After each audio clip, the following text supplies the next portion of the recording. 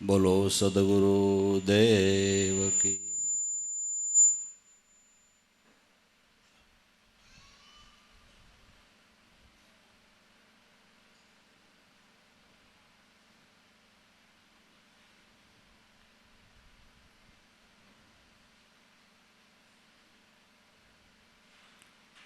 આપણને મનુષ્ય અવતારમાં આપણા માતા પિતા, આપણા ભાઈઓ અને સગા સંબંધીઓ એ બધા આપણા હિતેશુ હોય ને, આપણું સારું થાય એવું ઈચ્છતા હોય. પણ સગા સંબંધી, માતા પિતા, હેતુ મિત્રો એના કરતાં પણ સંત સદગુરુ આપણા વધારે હિતેશુ છે.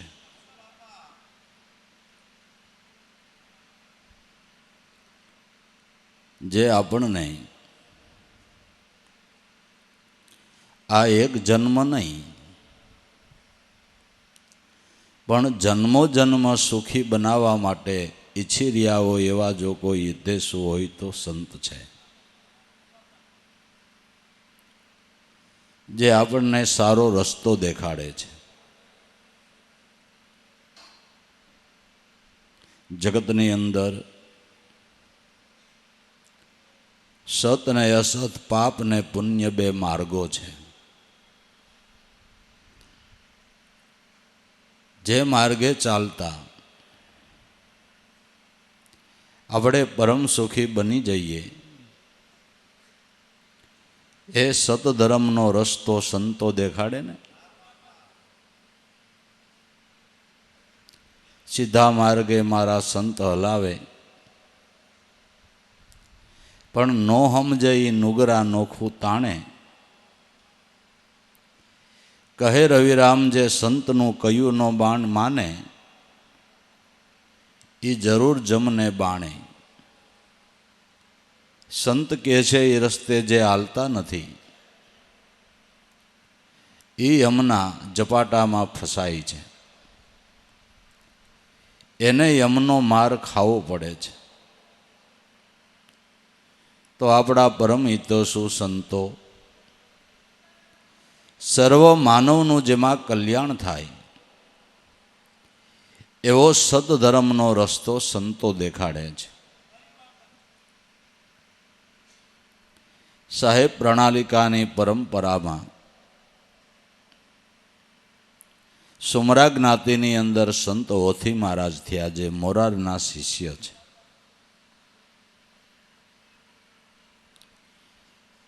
એ ઓથી સુમરા જ્ઞાતિના સંત એટલે મુસ્લિમ જ્ઞાતિ, પણ એની શિખામણ હિન્દુને કાયમ આવે એમ છે ને મુસલમાનને કાયમ આવે એમ છે ને ટૂંકમાં કહી તો 18 વર્ણને કાયમ આવે એમ છે.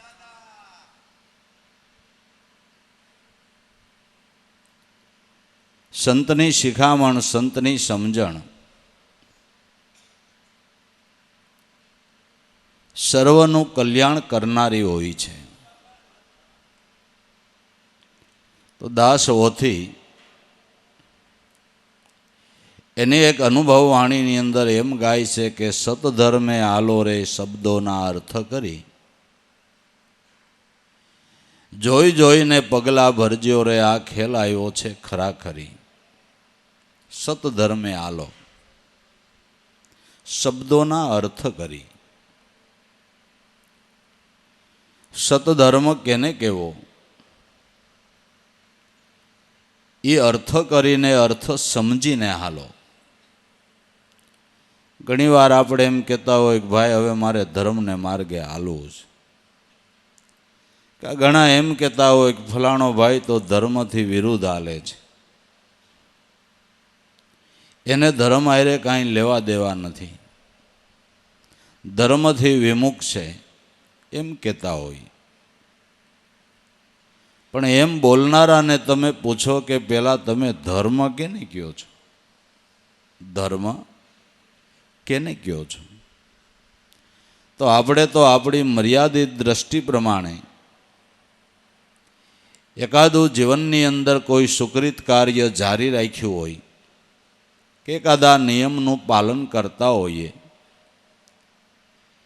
એ સમજણને આપણે ધર્મને માર્ગે હાલીએ એમ સમજી છીએ. કોઈને સવારમાં ઉઠી દેવળ મંદિરે દર્શન કરવા જવાનો નિયમ હોય તો એમ માને કે અમે ધર્મને માર્ગે ચાલીએ છીએ. કોઈ આ કદાચ માળા કરતો હોય, કોઈ થોડું ઘણું પુણ્યદાન કરતો હોય, પૂજાપાઠ કરતો હોય, કોઈ વળી સત્ગ્રંથોનું અધ્યયન કરતો હોય,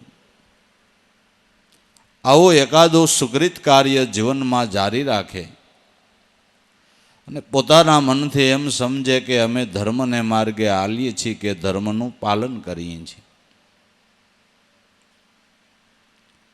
તો પહેલાં કોઈ સંતોના ચરણે જઈને ધર્મ કેને કેવો એ વાતને પહેલાં સમજી લ્યો.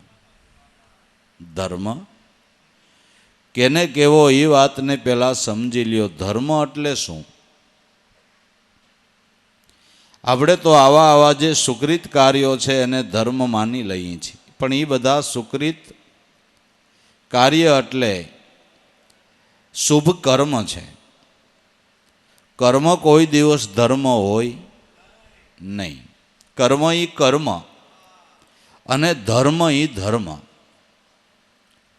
જ્યાં કર્મ કરવાનો કર્તૃત્વ ભાવ છૂટી જાય એ ધર્મની સમજણ મળી કહેવાય. કર્મ કરવાનો કર્તૃત્વ ભાવ છૂટી જાય એ ધર્મની સમજણ છે. નરસિંહ મહેતાએ ગાયું કે જ્યાં સુધી જીવને કર્મ કરવા ઘટે ત્યાં સુધી ભક્તિનો ભેદ અળગો. ભાવે ગોવિંદના ભજનમાં લીન રહો, આ એક જ ઉપાસનાને વળગો. વર્ણના ધર્મને કર્મ કરવા મટ્યા, મર્મ જાણ્યો ત્યારે ભર્મ ભાંગ્યો. સચિદાનંદને પ્રેમથી ભજ સદા, ઈથી નથી કોઈ ધર્મ આગો. સચિદાનંદ સ્વરૂપને પ્રેમથી ભજવું, નરસિંહ મહેતો કે આ ધર્મની સમજણ છે. સચિદાનંદ સ્વરૂપને પ્રેમથી ભજવું આ ધર્મની સમજણ છે. તો આપણા માટે પાછો ન્યા પ્રશ્ન ઊભો થયો કે સચિદાનંદ સ્વરૂપ હું ભજવું કેમનો પ્રશ્ન થયો? સચિદાનંદને પ્રેમથી ભજ સદા, ઈથી નથી કોઈ ધર્મ આગો. તો સચિદાનંદ સ્વરૂપ કેને કહેવું? તો સચિદાનંદ સ્વરૂપ જે સદગુરુએ આપણને સત બતાવ્યું છે, સત્યની સમજણ બતાવી છે. સત્ય નામ એ આદિ અનાદિનું નિરંતર કેવળ અગાધ સત્ય છે. એમાં રાખીએ ચિત્ત અને એમાંથી જે આનંદ આવે એ સચિદાનંદ સ્વરૂપ છે. સતચિત્તને આનંદ. તો ત્રિકાળા બાદ રહેલું જે સત્ય, જે તમારા પ્રાણની અંદર પ્રકાશી રહ્યું છે, ત્રિકાળા બાદ રહેલું સત્ય, શિવ સ્વરૂપ, પરમાત્મા સ્વરૂપ, કે પછી એને ધર્મ કયો, જે આપણા પ્રાણની અંદર પ્રકાશી રહ્યું છે, પ્રાણની અંદર જેનો ધ્વનિ ઉઠી રહ્યો છે, એ સમજણ કોઈ સદગુરુ પાસેથી લઈ અને નિરંતર એ સચિદાનંદ સ્વરૂપને ભજો, એ સતધર્મે હાલવાની સમજણ છે. એ સતધર્મે હાલવાની સમજણ છે. ધર્મના માર્ગે પગે કરીને હાલાતું નથી. આ પગે કરી ધર્મના માર્ગે ચલાતું નથી. પાવ વિનાનો પંથ કહી જાય, વિના જીભાય રણુકારા, જીભ વિનાનો જે ધ્વનિ ઉઠી રહ્યો છે. અગમદેશ अनल का मार्ग विना पाँव चल जावे, सदगुरु नाम चढ़ीदार ई मैं पूजूगा, ई मैं पूजूगा। પગે હાલીને અહીંયા જવાતું નથી. જો પગે હાલીને જવાતું હોય તો બધા ન પહોંચી જાય, બધા ન પહોંચી જાય. રાવણની કાંઈક આવી ઈચ્છા હતી, રાવણની કાંઈક આવી ઈચ્છા હતી. ભગવાન જ્યારે એની છાતી ઉપર સડી બેઠા મારવા, એટલે દાંત કાઢવા માંડ્યો. ભગવાન કે મૂર્ખ, મરવા ટાણે માણસને રોવું આવે અને તું દાંત કાઢશો? કે દાંત ન કાઢો, મને ખબર છે કે હમણાં લંકા લઈને વૈકુંઠ દેહો. મારા જેવો ભાગ્યશાળી કોણ કે ત્રણલોકના નાથના હાથથી મારું મૃત્યુ થાય? આવી પળ તો કોને આવે? પણ ભગવાન મારે હજી મરવાને વાર હતી ને અમુક મનની ઈચ્છાઓ હતી, તમે પૂરી ન થવા દીધી ને વેલા હાયરા મારું કાસળ કાઢવાનું કર્યું તમે. મારે થોડીક મનમાં એવી ઈચ્છાઓ હતી. કે શું ઈચ્છા હતી? કે પહેલી ઈચ્છા તો એ હતી કે મારે તમારા સ્વર્ગ સુધી આવવાની સીડી બનાવવી હતી. લોકો બિચારા તમારા દર્શન માટે એટલા ઝંખે છે ને કોઈને તમારા સ્વર્ગ સુધી પુગાતું નથી, એટલે મારે સ્વર્ગની સીડી બનાવવી હતી કે જેને મન થાય આ પગથિયા ચડીને ધડધડ કરતો ભગવાનના જઈને દર્શન કરી લે. પણ હવે મારી મનની ઈચ્છા મનમાં રહી ગઈ. અને એક એ ઈચ્છા હતી કે આ ખારું સમુદ્રનું પાણી છે ને દેશમાં દુષ્કાળ પડે ને કાંઈ કાયમ ન આવે એ મીઠું કરી દેવું હતું. અને એક ઈચ્છા એ હતી કે મેં મારા જીવનમાં ક્યારેય મૃત્યુ જોયું નહોતું. મારો દીકરો મેઘનાથ મરાણો તો મને ખબર પડી કે દીકરો મરે તો બાપને કેટલું દુઃખ થાય. એ દીકરા બાપ પહેલાં દીકરો ન મરે એ મારે તમારું ભજન કરીને માગવું હતું. બીજું એ માગવું હતું કે તમારા કોઈને વૃદ્ધાવસ્થા ન આવે. કોણ જાણે તમને આ શું ઘેલું લાગ્યું છે કે માણાને હેરાન પરેશાન કરી મેલો ગઈઢા થઈ જાય ને ડગડગ ડોકી ડોલે ને કડેથી વાંકા વળી જાય ને એમાં કેટલું દુઃખ થાય ને તી કેડે મારો. આ તમને હું લત પકડાઈ ગઈ છે. તમારે જેટલું જીવાડવું હોય એટલું જીવાડો. 100 વર્ષ ન જીવાડો હોય તો 100માંથી 20 કાપ નાખો, 80 વર્ષ જીવાડો. પણ જેટલી જિંદગી જીવે એટલી જિંદગી આમ નિરાંતે માણા જીવી હગે. આ ગઈઢા કરીને હેરાન કરીને મારો આ તમને હું લત પકડાઈ ગઈ છે. એટલે કોઈને ગઢ પણ ન આવે ને એ મારે માગવું હતું, ભગવાન કે જો એ ઈચ્છા તારે પૂર્ણ કરવી હોય તો તારે તું કહેતો હોય તો થોડુંક જીવાડી દઉં, એમાં શું હતું? જો તારી ઈચ્છા હોય તો થોડુંક, કે હવે મૂર્ખ હોય એ જેવે કાંઈ જીવવું નથી. તો રાવણની આમ જોઈ તો માગણી સાચી હતી, પણ એ સમજણ પ્રમાણે સમજીએ તો ખરેખર રાવણની માગણી સાચી છે.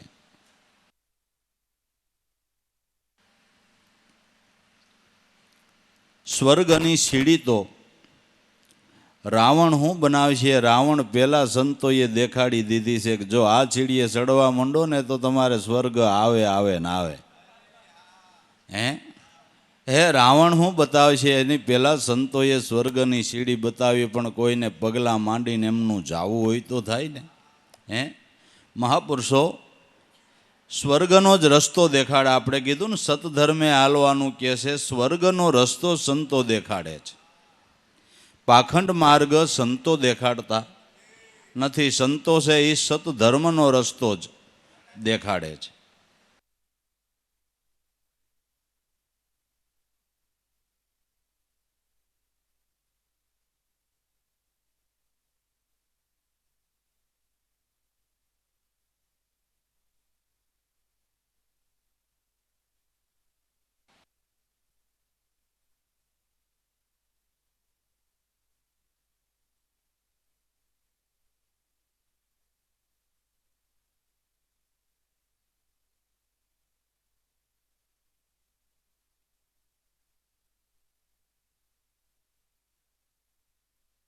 કહું છું રાવણે ચા પીવાનું નહીં માગ્યું હોય એમ.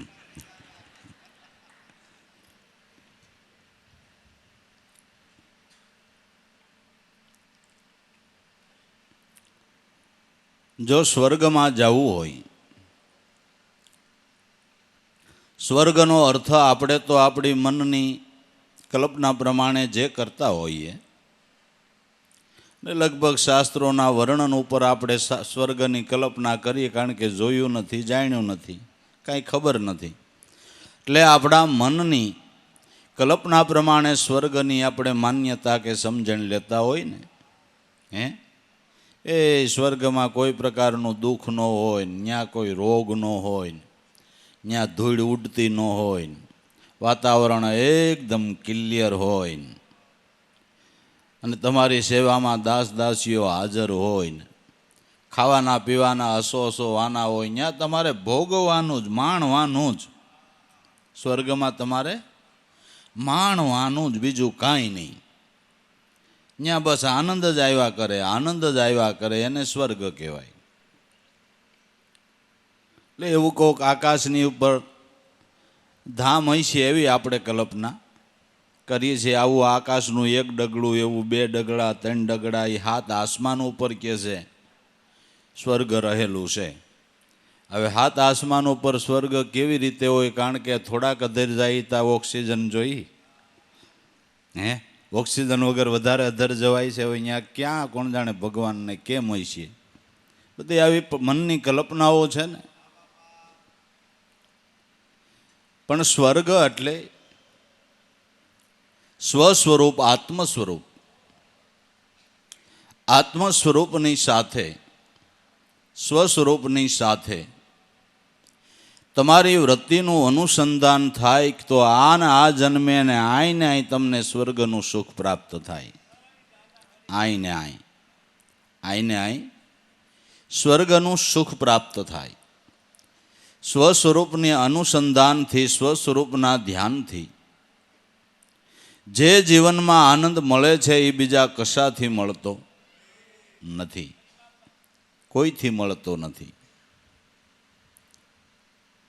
જો સુખ મુખશે કયો ન જાવે, નિરખે પરમ પદ પાવે, જીવ અને શિવ એકી હો જાવે, સોટમ ઓર તું સબ તજા, દેખ લે સુન મંડળની મજા, જામે અનહદ ડંકા બજા, દેખ લે સુન મંડળની મજા. જેને સ્વરૂપ અનુસંધાન થયું એ મહાપુરુષો આ સ્વર્ગનું સુખ કેવું હોય, એનો કેવો આનંદ હોય, એનું વર્ણન એની અનુભવ વાણીમાં કરે છે. તો આ સ્વસ્વરૂપને ઓળખવાને માટે, એને પામવા માટે એની સીડી સંતોએ બતાવી છે. આપણે પગથિયા ચડીને જો જવું હોય તો મત અટકે મેં ના પિંજર કી, અબ દૂર દેશ પર જાના હૈ, યા હરદમ મેં તાર મિલાવી, સોહમ સોહમ એમ ગાના હૈ. પણ અટક અટક મેં ખટક બડી હૈ, કપટ નફટ તજાના હૈ, सोहम की ये सड़क सीढ़ी पर सटक चटक चल जाना है, मत अटके में ना पिंजर की, अब दूर देश पर जाना है. આ શબ્દ બ્રહ્મ લક્ષણે છુરતામાં ધરીને શ્વાસા મંડો ભરવા, એ સ્વર્ગની સીડી છે. આ સ્વર્ગની સીડી છે, સ્વસ્વરૂપને પામવા માટેનું ધ્યાન છે. એટલે રાવણની માગણી સાચી, પણ સ્વર્ગની સીડી સદગુરુ મળ્યા વિના જડે એવી નથી, સમજાય એમ નથી. એણે કીધું ખારું પાણી મીઠું કરવું છે, તો વિજ્ઞાન અત્યારે યંત્રો દ્વારા સમુદ્રનું મીઠું પાણી કરે છે ને આપને ખબર છે. પણ એના કરતાં તમારી ઇન્દ્રિયોના જે ખારા પ્રવાહો છે ને, સદગુરુ મળે ને જો એને મીઠું કરવાનું કોઈ એવું પ્લાન બતાવી દે ને તમારા ઇન્દ્રિયોના પ્રવાહો જો મીઠા થઈ જાય તો એનો આનંદ તો કાંઈક આખો બીજો જ છે. તો એને માટે કે 7 શાયર ખારા ભર્યા એમાં મીઠી એક વીરડી, 7 શાયર ખારા ભર્યા એમાં મીઠી એક વીરડી. આ મીઠી વીરડીનું જો પાન કરવાની સમજણ કોઈ આપે તો 7 ઇન્દ્રિયોના પ્રવાહો મીઠા થઈ જાય. સાત શાયરમાં મીઠી એક વીરડી પાણીડા અમને ભાવે, આ કાયામાં ખબર કઢાવો આની હૈરું ક્યાંથી આવે, કોઈ જ્ઞાની હોય તો જાગે, કોઈ ધ્યાની હોય તો જાગે, આ જંતર વાગે. સાત ઇન્દ્રિયોના પ્રવાહો ખારા છે, એ જો મીઠા થઈ જાય તો આખું તમારું જીવન મીઠું થઈ જાય, રસમય બની જાય. પણ એ સમજણ સદગુરુ સંત વિના મળે એમ નથી. તઈ કે મારે એ માગવું હતું કે કોઈને વૃદ્ધાવસ્થા ન આવે. તમે વિચાર કરો, કોઈ સદગુરુની શાન લ્યો, તમારા સ્વરૂપને કોઈ અવસ્થા લાગુ જ નથી પડતી. હંસલો નાનો ને આ દેવળ જૂનું થયું. ત્રણ અવસ્થાથી પરસે આત્મા, અષેદ અભેદ એને કોક જાણે, બ્રહ્મદર્શી કોઈ સંત સુરમાં એ બ્રહ્મના દેશમાં મોજ માણે. આત્મ સ્વરૂપને તો અનુભવી ઓળખે જેણે ગુરુ શબ્દનું લક્ષ્ય લીધું, તત્વ મસીપદ અર્થ વિચારી જેણે બ્રહ્મ રસાયણનું પાન પીધું. પોતાના સ્વરૂપને કોઈ અવસ્થા લાગુ જ પડતી નથી, અને જે દેહને અવસ્થા જે કુદરતે આપી છે એ આપણા હિત માટે જ આપી છે, આપણા કલ્યાણ માટે જ આપી છે. વૃદ્ધાવસ્થા આવે અને દુઃખ આવતાય જો મારો નાથ સાંભળે ને તો છેલ્લા શ્વાસે તમારું ગાડું પાટે સડી જાય. ને ગીતાજીનો મત છે કે જેવા ભાવથી દેહ છોડે ને એવી જીવની ગતિ થાય છે. તો દુઃખ થતા જો ઈશ્વર સાંભળે ને એમ દેહ છૂટે ને તોય કલ્યાણ થાય. એટલે વૃદ્ધાવસ્થા દીધી છે, આપણા ઉપર કાળો કેર નથી કર્યો, એ મેર જ કરી છે કે દુઃખી થતાય જો જીવ કોઈ હિસાબે મારો નામ લે ને તો. પણ કઠણાઈવાળા જીવ છે ને એવો અભ્યાસ જ નથી કર્યો, તે યાદ જ ન આવે ઈશ્વરનું. ઓય બાપલિયાન ઓય માળીને કંઈક કલ્પનાના જાળા ચડે ને કંઈક કરી નાખે. મને ક્યાંક દવાખાના ભેળા કરો ને હવે હું મરી જાય ને મરી જાય શું થાય એ તો બધાને થવાનું જ છે. તું રાયડું નાખતો હોય ભલે ને ગમે એમ કહીને ગમે ડૉક્ટર સર્જનના સર્જન પાસે લઈ જાઓ, ગમે એવો મોટો મુંબઈમાં વખણાતો હોય એવા સર્જન પાસે લઈ જાઓ કે આતાને હમા કરી દો. સર્જન કે હવે આતા હમા ન થાય, આ લાકડું વાવ ઉદય ખાઈ ગઈ છે, હવે આ હમા થાય નહીં. હવે આખા મુંબઈમાં વખણાતો એવો મોટો સર્જન હોય, એ સર્જનનું કોઈક દી વિસર્જન નથી થતું. કે બહુ મોટો સર્જન હોય એટલે એનું મૃત્યુ ન થાય એવું ખરું? એવું ખરું? કે હમણાં ઓલા બહુ મોટા સર્જન મુંબઈમાં વખણાય છે એ ક્યાં કે હમણાં અમેરિકા ગયા, શું કામ ગયા કે એને બ્લડ કેન્સર છે એટલે બ્લડ બદલાવા ગયા. હવે એને બિચારાનો વારો પડી જાય છે, સર્જનનું વિસર્જન થઈ જાય છે. દેહમાં જે દુઃખ આપે છે ને કુદરત, એ આપણા હિત માટે આવે, પણ જો સમજણ આવે તો. અને તઈ એમ થાય કે દુનિયામાં સારું આપણું કોઈ નથી, મારા નાથ સિવાય મારું કોઈ નથી, તેથી ખબર પડે. એવું સમય આવે નજીક ના હોય એ પાસે ન આવે ને તો એ પછી આપને ઉઘાડ મંડે થવા કે હારું આપણે ઊંધેમાંથી આવેલા પણ દુનિયામાં આપણું કોઈ છે નહીં. આપણો તો એક ઈશ્વર છે, એટલે એણે વૃદ્ધાવસ્થા આપી છે એ આપણા હિત માટે જ આપી છે. આપણા કલ્યાણ કુદરત કાંઈ ખોટું કરતો જ નથી, પણ આપણે આપણા બુદ્ધિના ડખાઈ એમ કર્યા કરીએ કે આ કુદરતે ખામી રાખી, આ કુદરતે ખામી રાખી. કુદરતે ખામી નથી રાખી, તારી સમજણમાં ખામી છે. અને સમજણની ખામી છે ને એ સંતોના સમાગમ વિના મટે એમ નથી. સમજણ ક્યાંથી મળે? સમજણ ક્યાંથી મળે? કે મુંબઈમાં છે કોઈ એવા મોટા શોરૂમ, સમજણ મળે એવા શોરૂમ છે? નથી. આવડું મોટું મુંબઈ છે તોય આવડા મોટા મોલો છે, ક્યાંય એકેય મોલમાં નહીં. કે છે ને હીરા માણેકથી હોય ને નાકા સુધી વસ્તુ મળે. મોલમાં ઘરો એટલે બધું તમે બટેટા શીખે તો પછી સમજણ એકેય દુકાનમાં નહીં. તો એ શું કરોડોનો મોલ બનાવ્યા? આવડા મોટા મોલ બનાવ્યા ક્યાંય સમજણ નથી મળતી, બોલો. સમજણ લેવા તો સંતોની આટડીએ જ જવું પડે ને. ઈશ્વરની ખામી નથી, આપણી સમજણમાં ખામી છે. હે, જો એ સમજણ કોઈ સંતોના ચરણે જઈને લઈ લે તો કુદરતે બધું વ્યવસ્થિત જ ગોઠવું છે અને આપણા કલ્યાણનું જે વિચાર કરે છે એટલે તો એનું નામ દીન દયાળુ કહેવાય છે. એટલે કહેવાય છે. તો ભાઈ, સતધર્મે હાલવું એટલે શું? ધર્મના માર્ગે હાલવું એટલે શું? કે સસીદાનંદને પ્રેમથી ભજ સદા, ઈથી નથી કોઈ. ધર્મ આગો સસીદાનંદ સ્વરૂપને પ્રેમથી ભજવું, આ ધર્મની સમજણ છે. સતધર્મે આલો રે શબ્દોના અર્થ કરી, જોઈ જોઈ પગલાં ભરજો રે ખેલ છે આ ખરાખરી. બહુ જોઈને વિચારીને મનુષ્ય જીવનમાં હાલવાનું છે, કારણ કે કિંમતીમાં કિંમતી મનુષ્ય દેહ છે અને અતિ જોખમીમાં જોખમી મનુષ્ય દેહ છે. જોખમીમાં જોખમી મનુષ્ય દેહ છે. કારણ કે કર્મ મનુષ્ય દેહે બંધાય છે, બીજા કોઈ દેહે કર્મ બંધાતું નથી. બીજા કોઈ દેહે કર્મ બંધાતું નથી. આપણા બગીચાની અંદર ફળ ફૂલ, કોઈ આંબામાં કેરી આવી હોય, જામફળીમાં જામફળ આવ્યા હોય, કેરા ફર્સ્ટ ક્લાસ પાક્યા હોય, દાડમ ફર્સ્ટ ક્લાસ પાક્યા હોય, એ આપણા બગીચામાંથી કોઈ મનુષ્ય જો એ ફળ ચોરીને લઈ જાય તો એનું એને કર્મ બંધાય. પણ પશુ પંખીઓ જો એ ફળને બગાડે ને ખાય તો એને એ કર્મ નથી બંધાતું.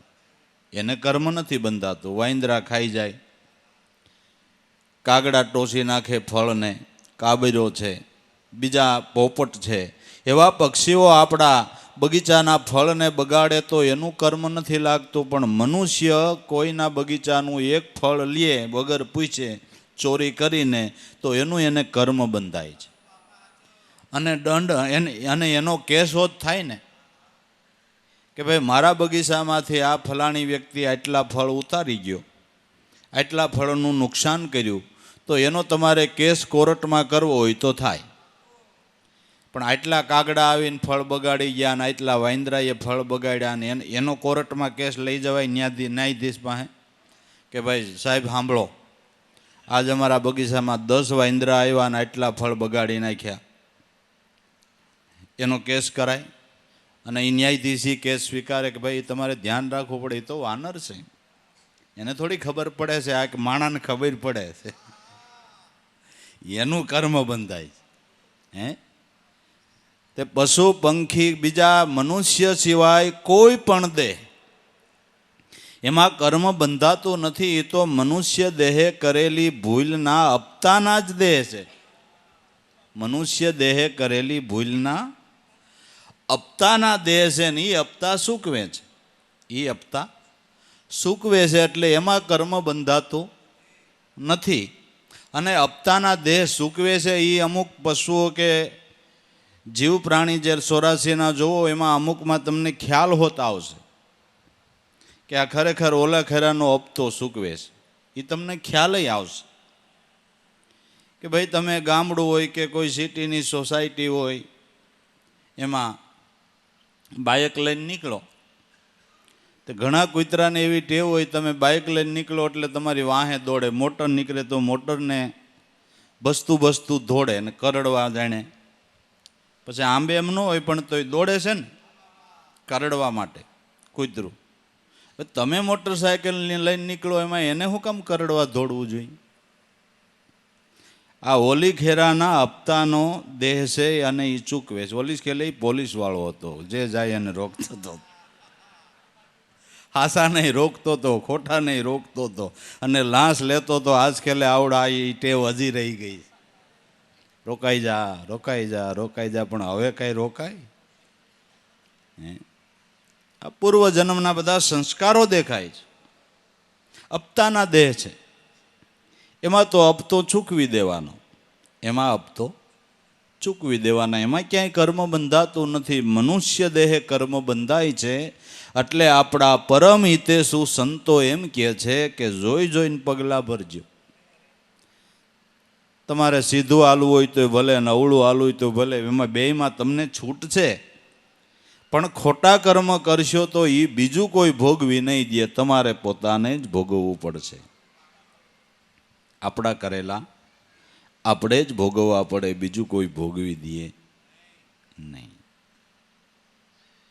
સતધર્મે આલો રે શબ્દોના અર્થ કરી, જોઈ જોઈ પગલા ભરજો રે ખેલ આવ્યો છે ખરાખરી. ખરાખરીનો આ ખેલ છે. મનુષ્ય અવતારની અંદર કોઈ કર્મ બંધને ન બંધાવવું, એવી સમજણપૂર્વક હાલવું, એ ખરાખરીનો ખેલ છે. આમાં સંપૂર્ણ જાગૃતિ જોઈએ છે, સંપૂર્ણ જાગૃતિ જોઈએ છે. નકર ક્યારે બંધાઈ જાય એ ખબર પડે એવું નથી. ખેલ આવ્યો છે ખરાખરી, પણ બ્રહ્મ વિહોણા આ ભેદ શું જાણે. માર્ગ ભૂલી જાય, વનવગડામાં હાલે ભટકતા ગાફલ ગોથા ખાય. જેને 10 મોડ થયું છે રે માથા જેના ગયા છે ફરી. જે બ્રહ્મ વિહોણા છે આ ભેદને હું જાણે. જે ઈશ્વરથી વિમુખ જીવન જીવનારા છે, બ્રહ્મ વિહોણા ઈશ્વરથી વિમુખ જીવન જીવનારા છે, એ આ ભેદને હું જાણે. કેટલાયને મનુષ્ય અવતાર ધરીને ઈશ્વર હું ને એનું ભજન હું ને એને આધીન થઈને રહેવું એ ખબર જ નથી. એ ખબર જ નથી. એને ભગવાનને જાણે કાંઈ લાગે ને કાંઈ વળગે. બ્રહ્મ વિહોણા ભેદ શું જાણે, એ માર્ગ ભૂલી જાય. એ તો વનવગડામાં હાલે ભટકતા સંસાર રૂપી વિષયોના વનવગડાની અંદર ભટકતો જીવ હાલે છે. અને એને એમ છે કે બસ મનુષ્ય અવતારે કરીને હાણવું ને માણવું ને ખાવું ને પીવું ને બસ આ જ મનુષ્ય જીવનનો ધ્યેય છે. આ ધ્યેય નથી ભાઈ, આ તો કર્મના પોટલા બાંધવાની વાતો છે. આ ધ્યેય નથી. સમજી વિચારીને હાલવાનું છે, સમજણપૂર્વક હાલવાનું છે. જો ખોટી રીતે જીવન જીવ્યા તો હરીને ઘીરે હિસાબ ઠીક છે, એને કોણ વેરીને કોણ વાલો. વણ જો વેપાર કરશો તો તમારો ફેરો પડશે ઠાલો. હરીને ઘીરે હિસાબ ઠીક છે, ન્યા કાંઈ પછી પોપાબાઈનું રાજ નથી કે તમે લાંચ દઈને છૂટી જાઓ, એ ન્યા નથી. અહીંયા કદાચ તમારી પાસે પૈસાનું જોર હોય તો કોર્ટમાં 5 પૈસા ખર્ચીને તમે ગુનામાંથી નિર્દોષ છૂટી જાઓ, પણ ઈશ્વરની ઘીરે એમ છૂટાય એવું. હરીને ઘીરે હિસાબ ઠીક છે, એને કોણ વેરીને કોણ વાલો. વણ સમજો જો વેપાર કરશો તો તમારો ફેરો પડશે ઠાલો. માટે બહુ સમજીને હાલવા જેવું છે. ત્યાં તો મોવાળો ચિરાય, ત્યાં કાંઈ પોપાબાઈનું રાજ નથી.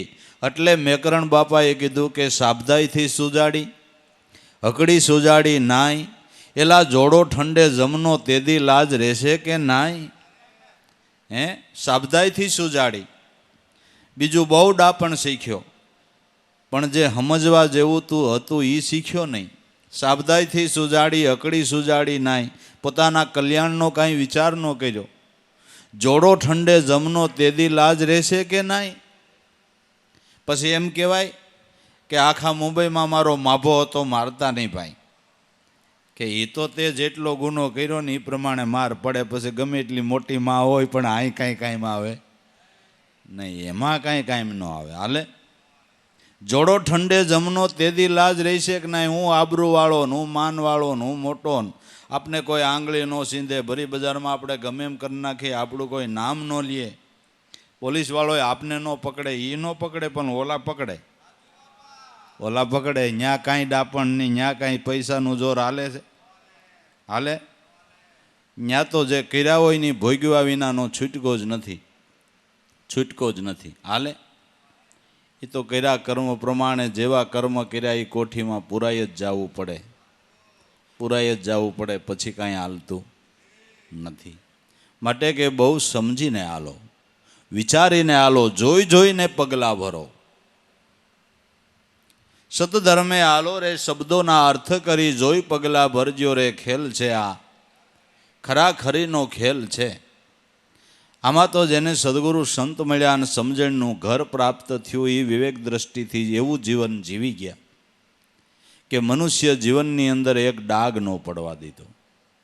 માયા મસની કોટડી એમાં કંઈક નર રહી જાણ્યા, ખાધી પીધીને ખૂબ ખરસી છતાં દિલમાં ડાગનો આણ્યા, રામ ભજી લે પ્રભુ ભજી લે પ્રાણિયા, પ્રભુને ભજા એ પાર પહોંચ્યા જેને સૌદ લોકે જાણ્યા. મનુષ્ય જીવનમાં એક ડાગ ન પડવા દીધો.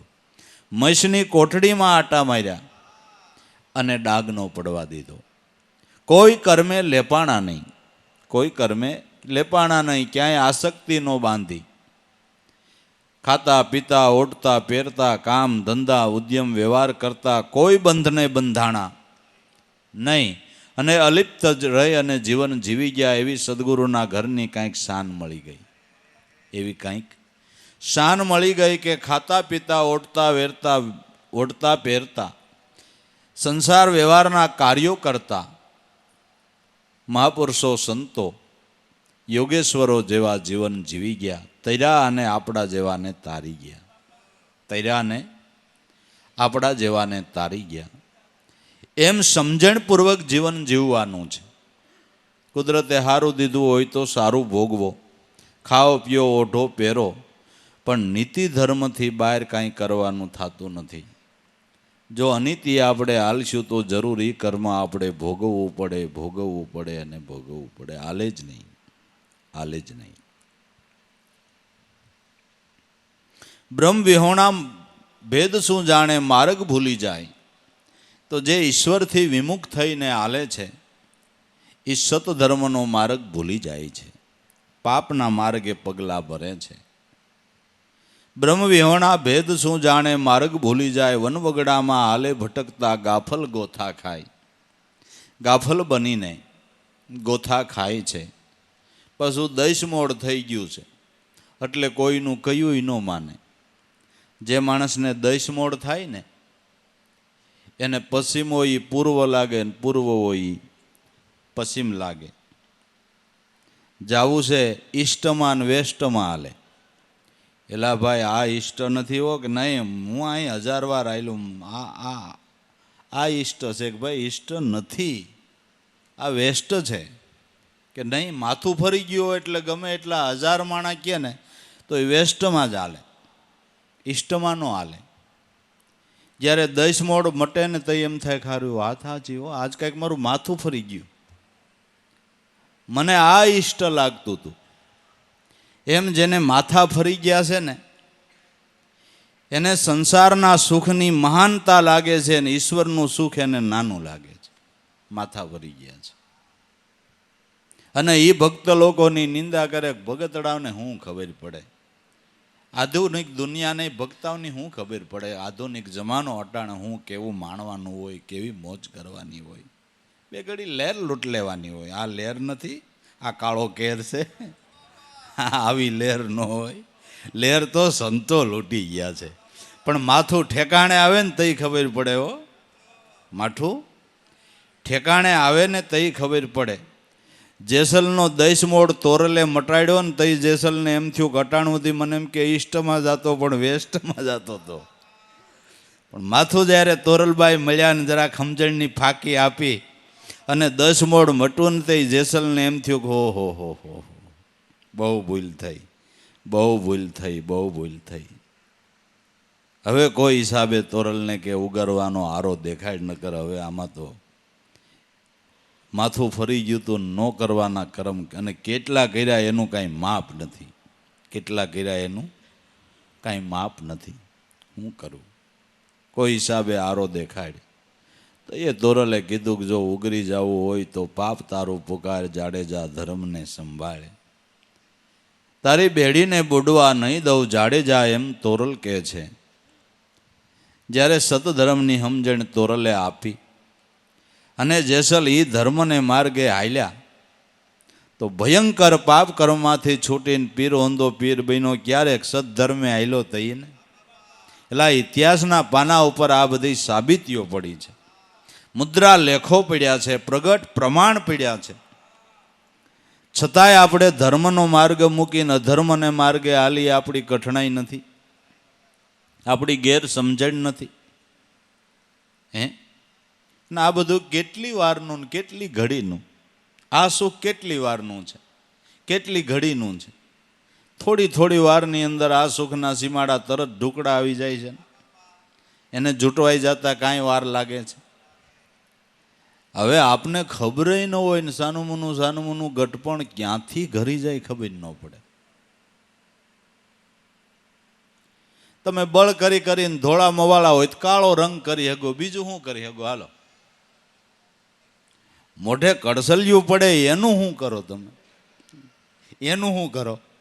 હાથ ધ્રુજવા માંડે એનું શું કરો? હાલો, કાળા વાળ કરો, શેરો શ્યામ હોય તો મેકઅપ કરો, પણ ઓમાં તમે શું કરી શકો? ગટપણને રોકવા માટેનું કોઈ અટાણું તેમાં ક્યાંય નગર મહેનત તો માણા બહુ કરે છે, કસરત કરે ને યોગા કરે ને ઘણું બધું કરે છે, ઘણું બધું કરે છે. લાંબા ટૂંકા થાય, કોઈને ગઈડું નથી થવું, પણ તોય સાનું મુનું આવે. ગટપણ સાનું મુનું આવે. તમે કરો શું? માણાના મનમાં એમ છે કે આપણે ગઈડું થવું જ નથી, ગઈડું નથી. ડોહ્યું ફરાક પહેરીને નીકળે. હવે પૈસા ગઈડું નથી થવું કે તું ફરાક પહેરે એટલે કાંઈ નાની છોકરી થોડી થઈ જાય, પણ થવું નથી. બાબા ઇન્સર્ટ મારે, ભાઈ હવે તમારી ઇન્સર્ટ નો, હવે ભૂલો, હવે કાંઈક હરીને યાદ કરો ને. હા, આ ઢુકડું મીંડું બધું આવવા પણ નથી સમજાતું ને, નથી સમજાતું ને. આપણે ઘણું બધું પ્રયાસો તો કરીએ છીએ શેરો એવો ને એવો રાખવા માટે, પણ હવે સાનુમુનું સોનું આવે, જરાસંઘ સાનુમુનો આવે. અને જરાસંઘ ભગવાન કૃષ્ણની નગરીમાં આવ્યો તો આપણી નગરીમાં આવે. કાળ યવન ભગવાન કૃષ્ણની નગરીમાં આવ્યો તો આપણી નગરીમાં આવે.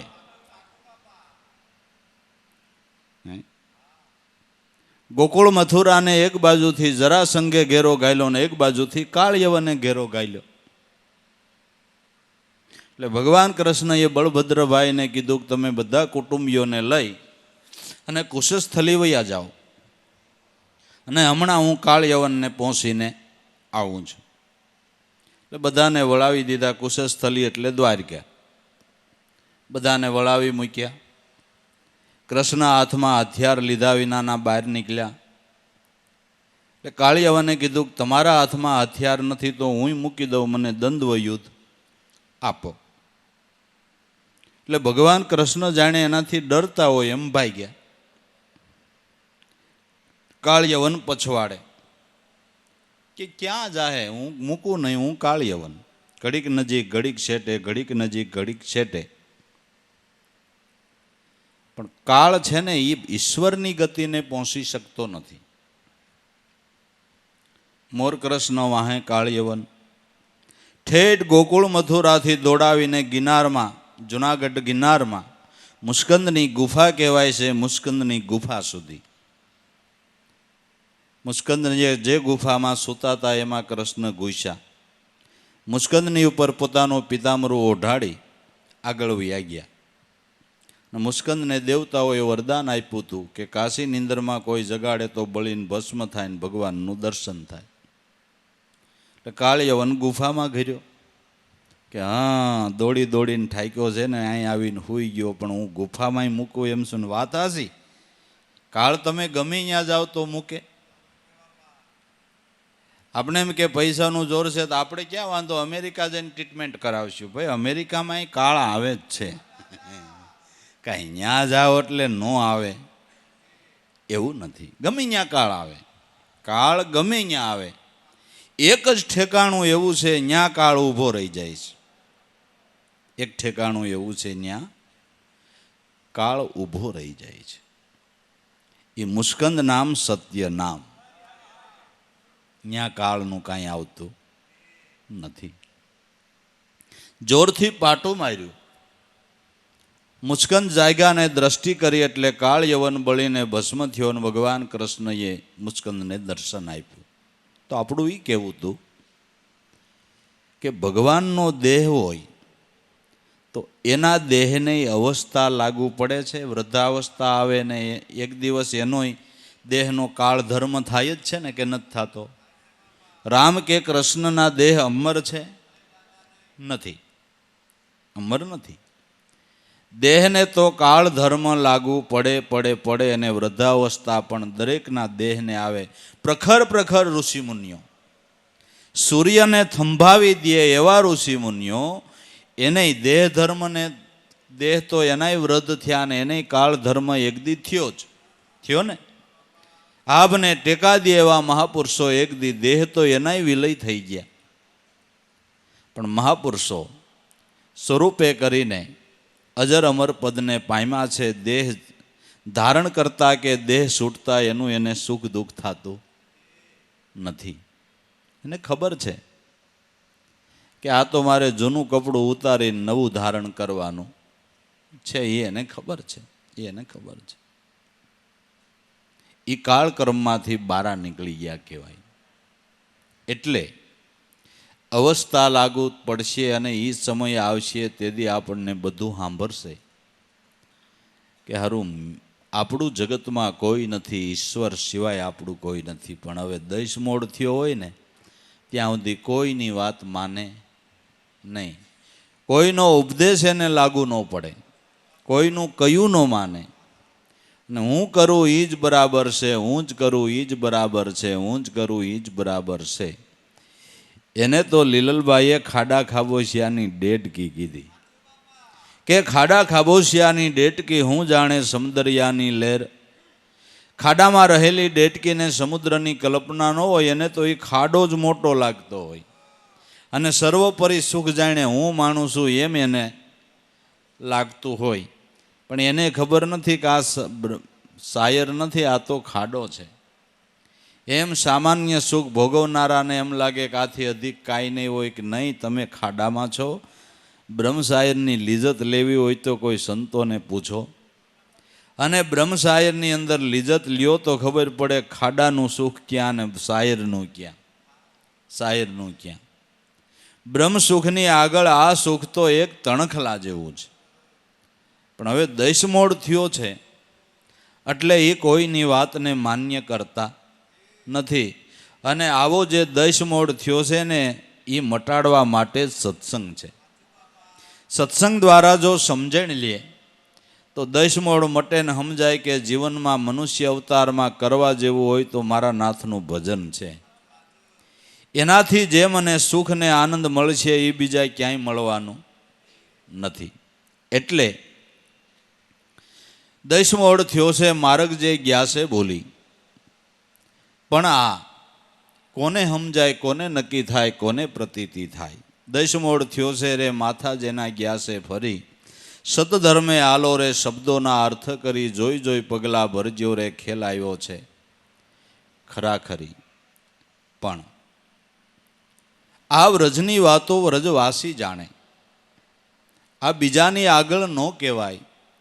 આટી છૂટે એને ઓઘ આનંદના, એને તો આવાગમન મટી જાય. ઈ નર નો આવે રે 84માં ફરી. વ્રજની વાતો વ્રજવાસી જાણે. આ તો સદગુરુ સંતના ચરણે જઈને ગુરુગમ લક્ષણે પ્રાપ્ત કરીને વ્રજની વાતો એટલે જે પ્રેમના પ્રદેશમાં ગયા છે એ સમજણ તો પ્રેમી પુરુષો જાણે. એલા વિદુર પત્નીને સાયલ ખવડાવવામાં અને કૃષ્ણને સાયલ ખાવામાં શું મજા હતી એ તો વિદુર પત્ની સુલભા અને કૃષ્ણ બે જ જાણે. એ બીજાને ખબર ન પડે કે પ્રેમની ભૂમિકા કેવી છે, એનો આનંદ કેવો છે, એની મીઠાશ કેવી છે, એ સ્થિતિ કેવી છે. એ તો એ પ્રેમની ભૂમિકામાં પૂગ્યા હોય એને ખબર હોય. હેઠા બોર ખવડાવવામાં રામને ખાવામાં જે મજા આવી, સબરીને હેઠા બોર ખવડાવવામાં અને રામને ખાવામાં જે આનંદ આવ્યો એ બીજાને સમજવામાં આવે કે બીજાની કલ્પનામાં આવે કે એ તો એ પ્રેમની ભૂમિકામાં જે ગયા હોય એને ખબર પડે કે પ્રેમના ભૂમિકાની અંદર કેવી સ્થિતિ છે, ન્યા કેવો આનંદ છે. ભગવાન બે મોઢે સબરીના વખાણ કરવા માંડ્યા કે ઓહી ફલ હમ કબહુન ખાએ નહીં વૈકુંઠ હમારે બેટા. આ સ્વાદ તો મેં મારા સ્વર્ગ વૈકુંઠની અંદર પણ લીધો નથી ને આ મને માણવા મળ્યો નથી ને વાતય સાચી છે. આ પ્રેમની મીઠાશ તો ભક્તો જાણે છે, સંતો જાણે છે. એ બીજાની કલ્પનામાં ન આવે. હગાભાઈ લક્ષ્મણજીને ખાવાનું મન ન થયું, એને અરુસી થઈ ગઈ. મોટા ભાઈ તો ઠીક બ્રહ્મરૂપ છે, પણ હવે આ ભીલ જ્ઞાતિની નાકમાંથી લીટ પડી જાય, મોઢામાંથી થૂક ઉડે, એનું એઠું કરેલું બોર મારે કેમ ખાવું? લક્ષ્મણજીની હિંમત ન આલી. એટલે પ્રેમની ભૂમિકામાં તો જે ગયા હોય ને એને ખબર છે પ્રેમ શું છે, પ્રેમની મીઠાશ શું છે. વ્રજની વાતો વ્રજવાસી જાણે.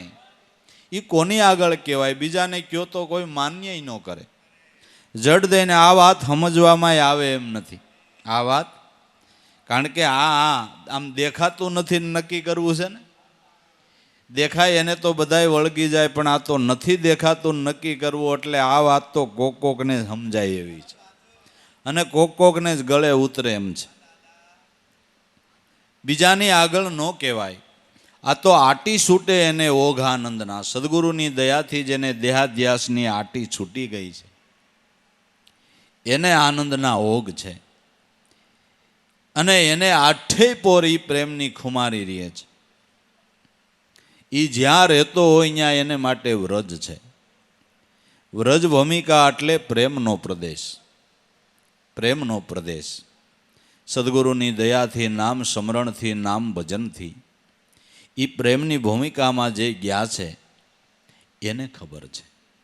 એને એની લિજ્જત આવે છે, એને એનો આનંદ આવે છે, અને એને એ સિવાય બીજું કાંઈ કરવાનું મન થતું નથી. ગાન તો ગોવિંદનું, યાદી તો એની, ચિંતવન તો એનું. એ સિવાય બીજું કાંઈ એને કરવું ગમતું નથી, ને બીજું કાંઈક રૂસતુંય નથી. કારણ કે સર્વોપરી આનંદ એમાં રહેલો છે.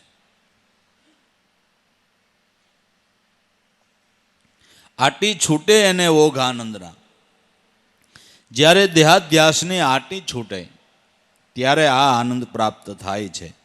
અને એ દેહાધ્યાસની આટી કાઢવા હાટુથી જ સદગુરુ સંતના ચરણે જવું પડે. આ આટી છે ને એ આપને ખરો આનંદ આવવા દેતી નથી. ને આ આટી, આ ગુંસકાઈ જો જેમ તેમ જટ દઈને નીકળે એવી નથી. તો કોક એવા સદગુરુ કારીગર મળે ને તો આ આટી કાઢી દે. તો આટી કાઢી દે. અખો ભગત કે આ 3.5 મણ હુતર ઘૂસવાણું, આનો કેમ લાગે હાથ તાર? 3.5 મણ હુતર ઘૂસવાઈ ગયું છે. ઘણી વાર નથી દોરો ઘૂસવાઈ જાય, આમથી ખેંચો તો આમ આમ, કોઈ વાતે એનું હકેલી હૈરે જ ન આવે, કોઈ વાતે જડે નહીં, એવું ઘૂસવાઈ જાય. તો 3.5 મણ હુતર ઘૂસવાણું, આનો કેવી રીતે હાથમાં તાર લાગે ને કેમ છેડો જડે? આ ઘૂસવાણ સદગુરુ કારીગર વિના નીકળે એવી નથી. કોક કારીગર સદગુરુ મળે ને તો ઘૂંસ કાઢી દે, નકર ઘૂંસ એમનેમ જિંદગી નહીં, જન્મ જન્મ રી એમ છે. આ ઘૂંચ જન્મ જન્મ રી એમ છે. તમને ખબર હોય તો જૂના જમાનામાં જદી આપણે ગાડા ઉપર જાનો જાતી, એટલે તેથી કાંઈ આવી માલાફૂલી નહીં.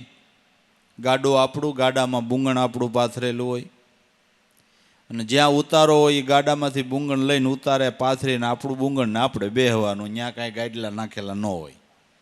ખડ ભરવાનું મકાન ખાલી થયું હોય ને ત્યાં આપણું બુંગણ પાથરીને બેસી જવાનું. એ આપણો ઉતારો, એ જાનવાળાનો ઉતારો. કાંઈ મંડપ સર્વી કે એવી કોઈ માલાફૂલી નહોતી.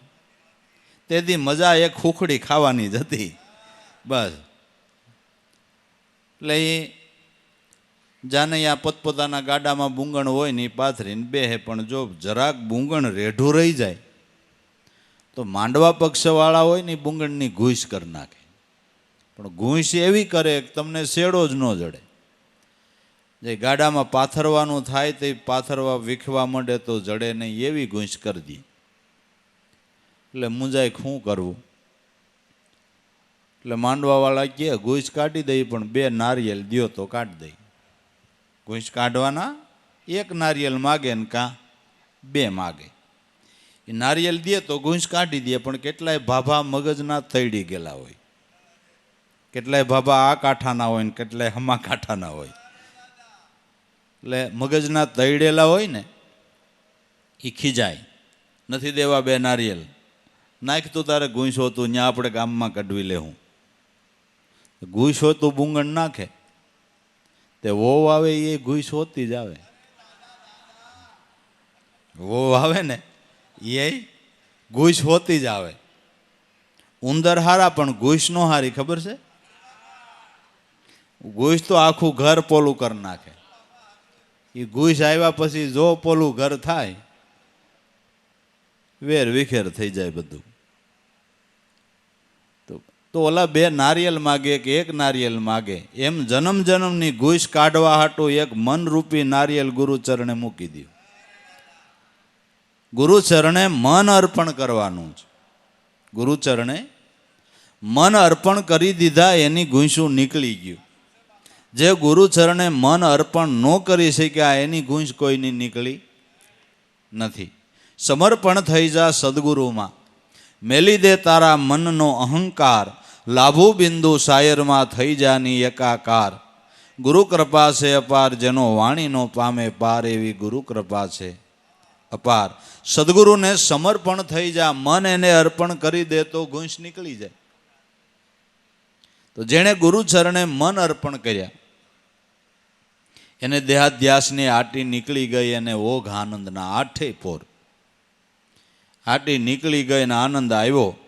એ મહાપુરુષોએ અનુભવના ગાણા ગાયા છે ને કે આજ આનંદ મોહે આયા, સદગુરુએ ભીતર ભેદ બતાયા. આજ મોહે આનંદ અદ્ભુત આયા. આજ એને આટ્યું નીકળી ગયું ને આનંદ પ્રાપ્ત થયો, એણે આ બધાય ગાણા ગાયા છે. આઠેય પોર મન મસ્ત થઈને રેવે, જાગી ગયો તુરિયાનો તાર. નામને રૂપ તો મિથ્યા કરીને જાણ્યા, જેને ભજનનો આહાર, જેને ભજનનો આહાર. આ જેને આટી નીકળી ગયું અને આનંદ આવ્યો, એ મહાપુરુષોએ ગુણ ગાયા છે. આ દેહાધ્યાસની આટી છૂટે તો આત્મા પરમાત્માનો આનંદ પ્રાપ્ત થાય, અને એ આનંદ પ્રાપ્ત થતા તમને લોકી આનંદ બધાય ખડ જેવા લાગવા મળશે, તણખલા જેવા લાગવા મળશે. ક્યારે? કે સાસો આનંદ પ્રાપ્ત થાય ત્યારે. આટી છૂટે એને ઓઘ આનંદના, એને તો આવા ગમન મટી જાય. ઈ નર નો આવે રે પછી 84માં ફરી, પછી કોઈ દી પાછો 84માં ભટકવા એ જીવ જાતો નથી.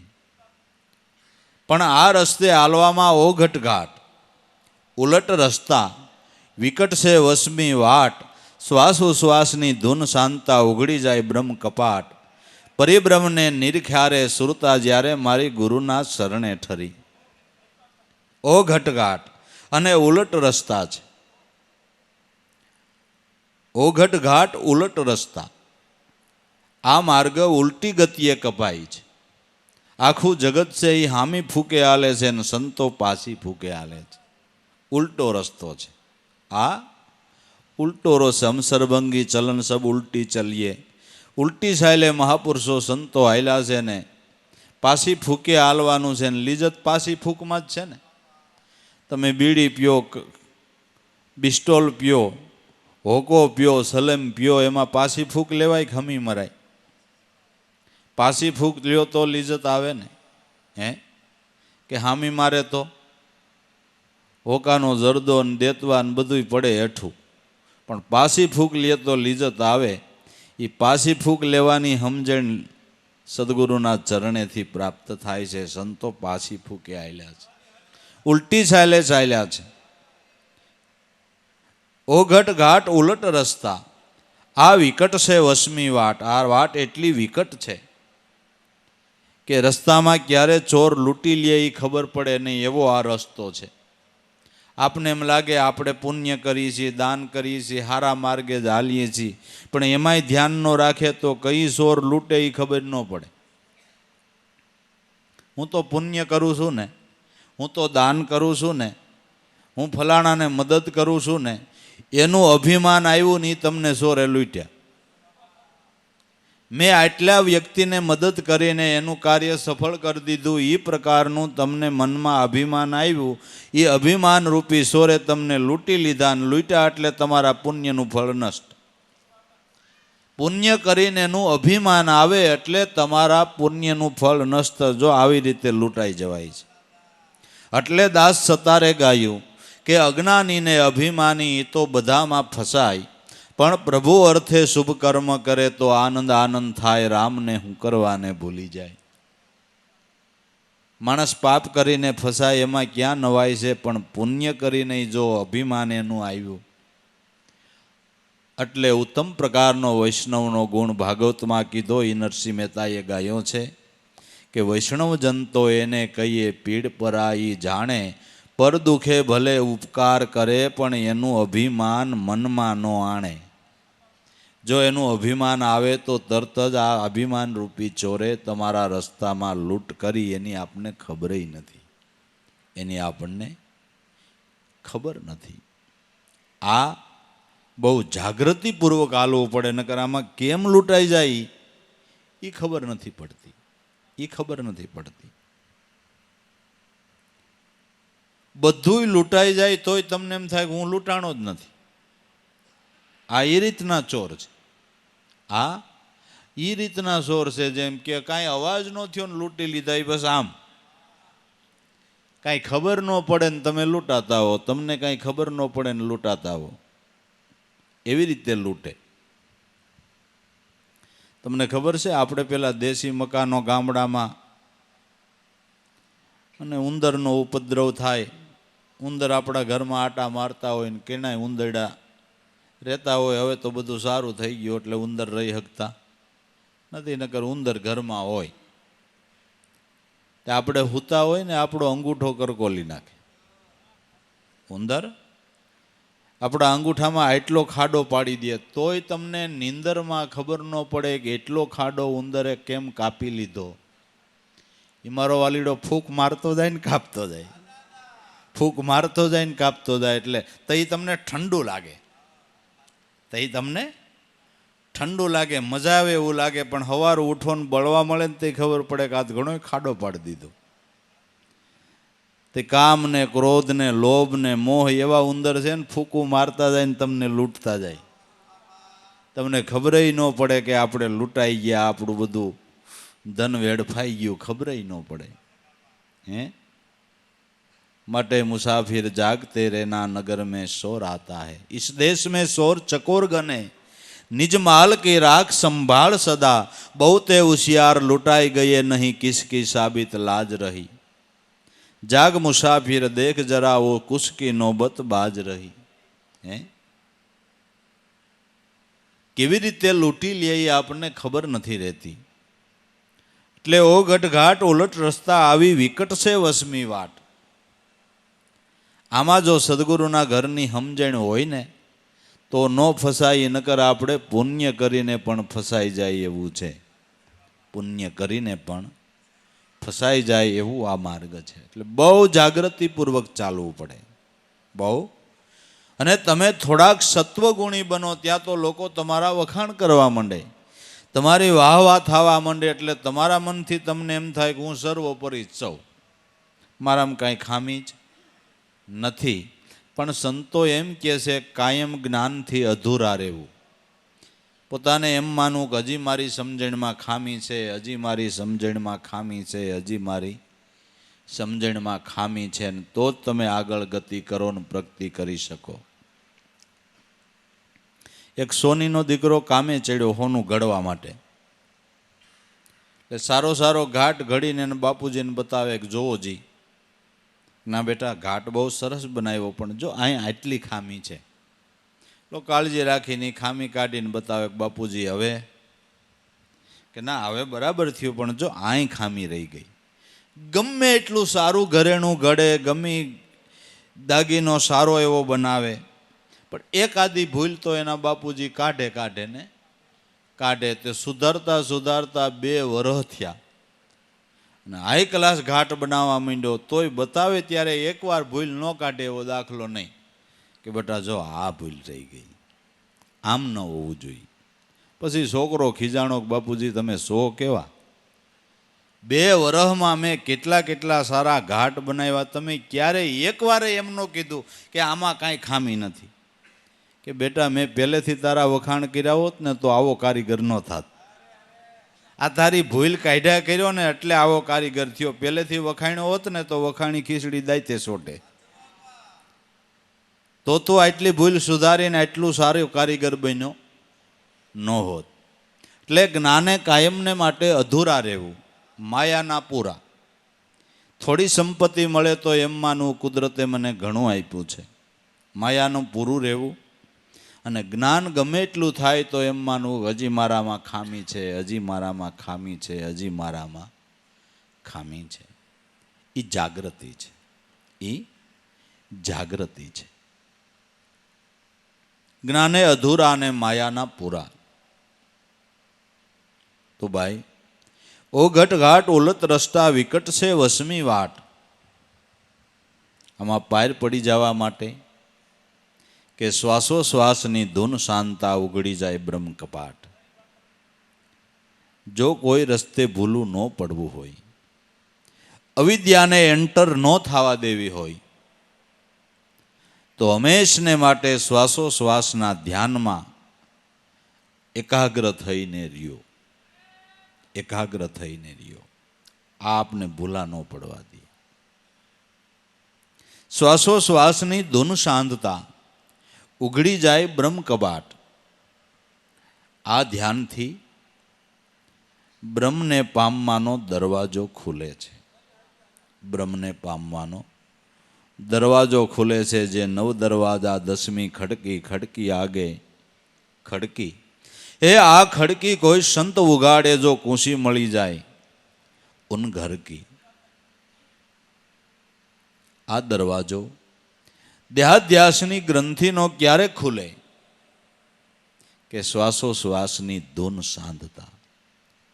તો આપણને જે આપણા સદગુરુએ શ્વાસોશ્વાસનું ધ્યાન બતાવ્યું એની સાક્ષી હોથી મહારાજ પૂરે છે. વસ્તુ સાચી છે કે આમાં કાંઈ શંકા? જે ધ્યાન, જે લક્ષ્ય આપને બતાવ્યું એમાં મહાપુરુષોની સાક્ષી પડી છે ને. જોવો ભાઈ, હે, સાક્ષી પડી છે ને. છતાંય લોકો શંકા કુશંકા કરતા હોય કે હજી કાંઈક બીજું હોય છે, હજી કાંઈક બીજું નથી. જે છે એ સમજાવ્યું છે. શ્વાસોશ્વાસની ધૂન શાંતા ઉઘડી જાય બ્રહ્મ કપાટ. ઈ નર પરિબ્રહ્મને નિરખારે સુરતા જ્યારે મારી ગુરુના ચરણમાં ઠરી. ગુરુ ચરણે જ્યારે મારી વૃત્તિ ઠરી ત્યારે પરિબ્રહ્મ સ્વરૂપને નિહાળ્યું, ઓળખ્યું, પ્રતીતિ થઈ. ક્યારે કે વૃત્તિ જ્યારે ગુરુ ચરણમાં ઠરી ત્યારે. ઠરી એટલે સ્થિર થઈ, ઠરી એટલે સ્થિર થઈ. બસ આ સતધર્મે હાલવાની સમજણ છે. આ સતધર્મનો રસ્તો છે. જે મર્મ ભાષાઓની અંદર દરેક મહાપુરુષોએ પોતાના શબ્દ સાખી વાણીની અંદર એ સમજણ આપેલી છે. આપણે જ્યારે એનું ચિંતન કરીએ એમાં લક્ષ્ય દઈ તઈ ખબર પડે કે દરેક સંતો, દરેક મહાપુરુષો આ જ ધ્યાન અને આ જ લક્ષ્ય બતાવે છે. તો આપને મળ્યું છે તો હવે આપણે એમાં સ્થિરતા રાખવી જોઈએ, એમાં સ્થિર થવું જોઈએ, એમાં વૃત્તિનો તાર સાંધવો જોઈએ. દાસ ઓથી પર દયા કરી દર્શન દીધા દીદાર. સેવક જાણીને ચરણે રાખો બહુજલ તારણ હાર. મોરાર ગુરુ મળ્યા રે તઈ મને ખબર પડી. દાસ ઓથી પર દયા કરી દર્શન દીધા દીદાર. મારા ઉપર મોટામાં મોટી દયા તમે એ કરી કે તમે દયા કરીને ઘટ મંદિરમાં મને દર્શન દીધા. તો ભાઈ મનુષ્ય અવતારમાં સદગુરુની દયાથી આપણે નેકટેક રાખીને કોઈ સંસારના કામ સફળ થાય એ મોટી દયા નથી કે ભાઈ અમે એક શ્રદ્ધા રાખી હતી, આ એક શેર માટીની ખોટ હતી ને ગુરુ મહારાજની દયાથી અમને પુત્ર પ્રાપ્તિ થઈ. ધંધામાં હરખું નહોતું આવતું, અમે વિશ્વાસ બાંધ્યો ને અમારો ધંધો ચાલવા માંડ્યો. આ એક છોકરાનો સંબંધવા વિશેની અમને જરા ચિંતા હતી પણ ગુરુ મહારાજનો વિશ્વાસ રાખ્યો ને ઠામ ઠેકાણે પડી ગયું. આવા કામ થાય એ ગુરુની દયા આપણે ભલે માનીએ પણ સંપૂર્ણ દયા નથી. સંપૂર્ણ દયા તો એ માનજો કે તમારા ઘટ મંદિરમાં એનું દીદાર થાય. એનું દર્શન થાય, એ મોટામાં મોટી ગુરુની દયા છે. આનાથી દયા કોઈ મોટી નહીં. તો એમ માનજો કે સદગુરુ મારા ઉપર પૂર્ણ નિવાજી ગયા. મને સદગુરુએ નિજ ઘટમાં દર્શન આપ્યું, એ મારા સદગુરુની પૂર્ણ દયા છે. અને પૂર્ણ વિરામ અહીંયા છે ને એ સિવાય ક્યાંય ઊભું રહેવાનું નથી. આધ્યાત્મિક માર્ગની અંદર, ધ્યાનની અવસ્થાની અંદર ગમે એ દેખાઈ જાય, ગમે એ જોવામાં આવે, ક્યાંય ઊભું રહેવાનું નથી. ઊભું રહેવાનું અહીંયા જ છે કે ગુરુ સ્વરૂપના દર્શનમાં ઊભું રહેવાનું છે. સંતો, ઋષિ મુનિઓ, મહાપુરુષોના મત પ્રમાણે છેલ્લામાં છેલ્લો અનુભવ આધ્યાત્મિક માર્ગનો ગુરુ દર્શન છે. એ છેલ્લો અનુભવ છે, એ પૂર્ણ અનુભવ છે. એ સિવાય ક્યાંય આપણે ઊભું રહેવાનું નથી. એટલે ઓથી કહે છે, દાસ ઓથી ઉપર દયા કરી, દર્શન દીધા દીદાર, મોરાર ગુરુ મળ્યા રે તઈ મને ખબર પડી. જ્યારે મોરાર સાહેબ સદગુરુ મળ્યા તઈ આ સમજણ મને હૃદયે ઠેરાણીને તઈ આ મને સમજણનું ઘર પ્રાપ્ત થયું. બાકી જ્યાં સુધી આવા સદગુરુ ન મળે ત્યાં સુધી જીવ કર્મને ધર્મ માનીને બેસી જાય છે. પણ કર્મ કોઈ દી ધર્મ હોય નહીં અને નહીં. ડેડકી ગમે એટલી ફૂલાય તો એ આથણી ન થાય. કર્મ એ કર્મ અને ધર્મ એ ધર્મ છે. ધર્મ એ ધર્મ છે. અને જ્યાં સુધી કર્મ કરવાની કર્તૃત્વ ભાવની ઈચ્છા હોય ત્યાં સુધી તમને ધર્મ સમજાણો નથી. હજી કર્તૃત્વ ભાવ સ્ફૂરતો હોય કે કરવું જોઈએ, આ કરવું જોઈએ, આ કરવું જોઈએ, બસ આ લેબોરેટરી જ છે. જ્યાં સુધી તમારો કર્તૃત્વ ભાવ છે ત્યાં સુધી આપને ધર્મ સમજાણો નથી. મને ધર્મ સમજાણો હોય છે કે નહીં કોઈને નહીં પૂછવા જતા. તમારો કર્તૃત્વ ભાવ છૂટે એટલે ધર્મ સમજાણો. જ્યાં સુધી ઊંડે ઊંડે કાંઈ કરવાની ઈચ્છા રહે છે, કર્તૃત્વ ભાવ છૂટ્યો નથી, ત્યાં સુધી ધર્મ સમજાણો નથી. ધર્મ સમજાય એટલે કર્મ છૂટી જાય. નાની દીકરી હોય ત્યાં સુધી ઢીંગલી પોતીએ રમે અને હાસો પતિ મળી જાય પછી ઢીંગલી પોતીએ રમે ન રમે. ખબર પડી ગઈ હાચો પતિ મળી ગયો, હવે મારે ઢીંગલી પોતિયા રમાય નહીં. બસ એમ હાચો અનુભવનો ઉદય થઈ ગયો. સાચી રીતે ધર્મની સમજણ પ્રાપ્ત થઈ ગઈ પછી કર્તૃત્વ ભાવ કોઈ પ્રકારનો મનમાં રહેતો નથી. કંઈ કરવાની ઈચ્છા નથી થતી. આ ધર્મની સમજણ છે. બાકી જ્યાં સુધી જીવને કર્મ કરવા ઘટે ત્યાં સુધી ભક્તિનો ભેદ અળગો. હવે કર્તૃત્વ ભાવ રહે છે ત્યાં સુધી એ ભાવને ટાળવા કે ભાવે ગોવિંદના ભજનમાં લીન રહો, આ એક જ ઉપાસનાને વળગો. ભાવે ગોવિંદના ભજનની અંદર લીન રહ્યો અને આ એક જ ઉપાસનાને વળગી રહ્યો તો જરૂર એક દી કર્તૃત્વ ભાવ છૂટી જાહે. ભાવે ગોવિંદના ભજનમાં લીન રહો, આ એક જ ઉપાસનાને વળગો. પણ યોગ ને યજ્ઞ એમ જગતમાં કર્મ ઘણા. ભૂખ વેઠીને સિદ્ધ વ્રત કરતો, તીર્થમાં ભટકતો, મનમાં મેલ ભર્યો એલા દેહ દમીને હું જંજાળ કરતો. યોગ ને યજ્ઞ એમ જગતમાં કર્મ ઘણા અને કર્મની મહાનતા એટલી દેખાય છે. ને આખું જગત કર્મ ધર્મમાં જ પીડ્યું છે ને. અને એ કોઈનું કયું ન માને, એ કોઈનું કયું ન માને. એને એમ લાગે કે આ સર્વોપરી એ છે. પણ હાવ સામાન્ય બુદ્ધિથી વિચારો કે તમે 2 દી ગણપતિને પૂજો, 5 દી પૂજો, 10 દી 11 દી પૂજો ને પછી પાણીમાં પધરાઈ આવો. આ તમને કેમ લાગે છે? તમે કોકને અહીંયા મહેમાન થાવ, 1.5 દી તમને હાઈ ક્લાસ પૂજે અને ખવડાવે પીવડાવે ને પછી તમને દરિયામાં નાખવા આવે તો તમને કેવી મજા આવે?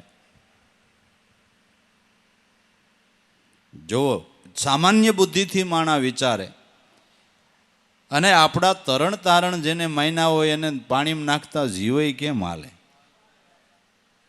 કેમ જીવ હાલે? નાખી દે. બસ દોઢથી જ આખા વર્ષમાં દોઢથી જ ગણેશ ઉપાસવાના સંતો કે આઠે પોર ઉપાસો, આઠે પોર ઉપાસો, જિંદગી ભર ઉપાસો, એ જન્મ જન્મ ઉપાસો. ઘડી બે ઘડીનો ભક્તિ કે ધર્મ નથી, જીવન પર્યંતની ઉપાસના છે. પણ કોણ સમજાવે ને કોઈ કયું માને? અને કહેવા જાય તો આપણે જ મૂર્ખમાં ખમી, કારણ કે આખું મુંબઈ એ કરે ને આપણે ન કરી. એટલે જાજુ કરતા હોય એની જ માન્યતા વધે, આપણું તો કાંઈ આવે નહીં. કોણ કયું માને? આપને ગાંડા ગણે લોકો, ગાંડા ગણે. આ તો ગુરુની ગમ મળી છે, એને ગુણનો પતિ નિજ ઘટમાં ઓળખાય છે અને આઠે પોર એને ઉપાસે છે. યોગ ને યજ્ઞ એમ જગતમાં કર્મ ઘણા, ભૂખ વેઠીને સિદ્ધ વ્રત કરતો. તમે ભૂખ્યા રહ્યો એમાં ભગવાનને શું ફાયદો? કે તમે ઉપવાસ કરો, જાજા દિવસ ઉપવાસ કરો, ત્યારે ભગવાન તમારા ઉપર પ્રસન્ન થાય. આ તમને ઠીક લાગે છે? તો એને દીન દયાળુ શું કામ કહેવા જોઈએ? આપણે ભૂખ્યા રહીને પછી પ્રસન્ન થાય? હે, આપણે એમ કે એમ કરવું પડે નહીં. હવે આપણે ભૂખ્યા રહી તો એને શું લાભ થાય? કે કાંઈ લાભ ન થાય. અને ભગવાન એમ કહેતાય નથી કે તમે ભૂખ્યા રહ્યો, કે તમને ખવડાવવા હાટું મેં જ બધું બનાવ્યું છે. હે, મેં તમારા હારું સફરજન બનાવ્યા, ચીકુ બનાવ્યા, જામફળ બનાવ્યા, સીતાફળ બનાવ્યા, રામફળ બનાવ્યા, હનુમાન ફળ બનાવ્યા, હે, લીલી ધરાક બનાવી, કાળી દ્રાક્ષ બનાવી, નાની બનાવી, મોટી બનાવી, તરબૂચ બનાવ્યા, સીબડા બનાવ્યા, ટેટી બનાવી. આટલું આટલું તમારા હાટું બનાવ્યું તોય તમે મને બનાવ્યું. હે, આટલું આટલું તમારા હાટું બનાવ્યું તોય મારો ગુણ તમને ન બંધાણો, તમે મને બનાવ્યો. આપણે ભગવાનને નથી બનાવતા? હે, ભગવાનને જ બનાવીએ છીએ. બધા ફ્રૂટ એની મોર ધરીને આપણે ખાઈ જાય, ભગવાનને ન બનાવ્યા કહેવાય? હે, નથી બનાવ્યા. ખાવા હાટું મેં તમે બનાવ્યું છે. હું ક્યાં કહું તમે ભૂખ્યા રહ્યો? હું ક્યાં કહું છું તમે ભૂખ્યા રહ્યો? હે, હંમેશા ખા, હંમેશા પી, પણ ગફલત મેં ન રહો એ કદમ. नशे में शेर कर अपनी खुदी को तू जलाते जा, अगर है शोक मिलने का तो हरदम लोह लगाता जा. પણ ઉપવાસ શબ્દનો અર્થ આપણે સમજ્યા નથી.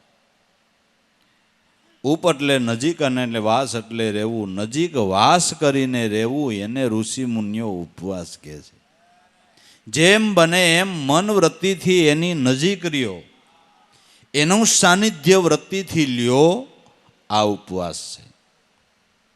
ભૂખ્યા રહ્યો એ ઉપવાસ નથી, તો લાંઘણ છે, લાંઘણ છે.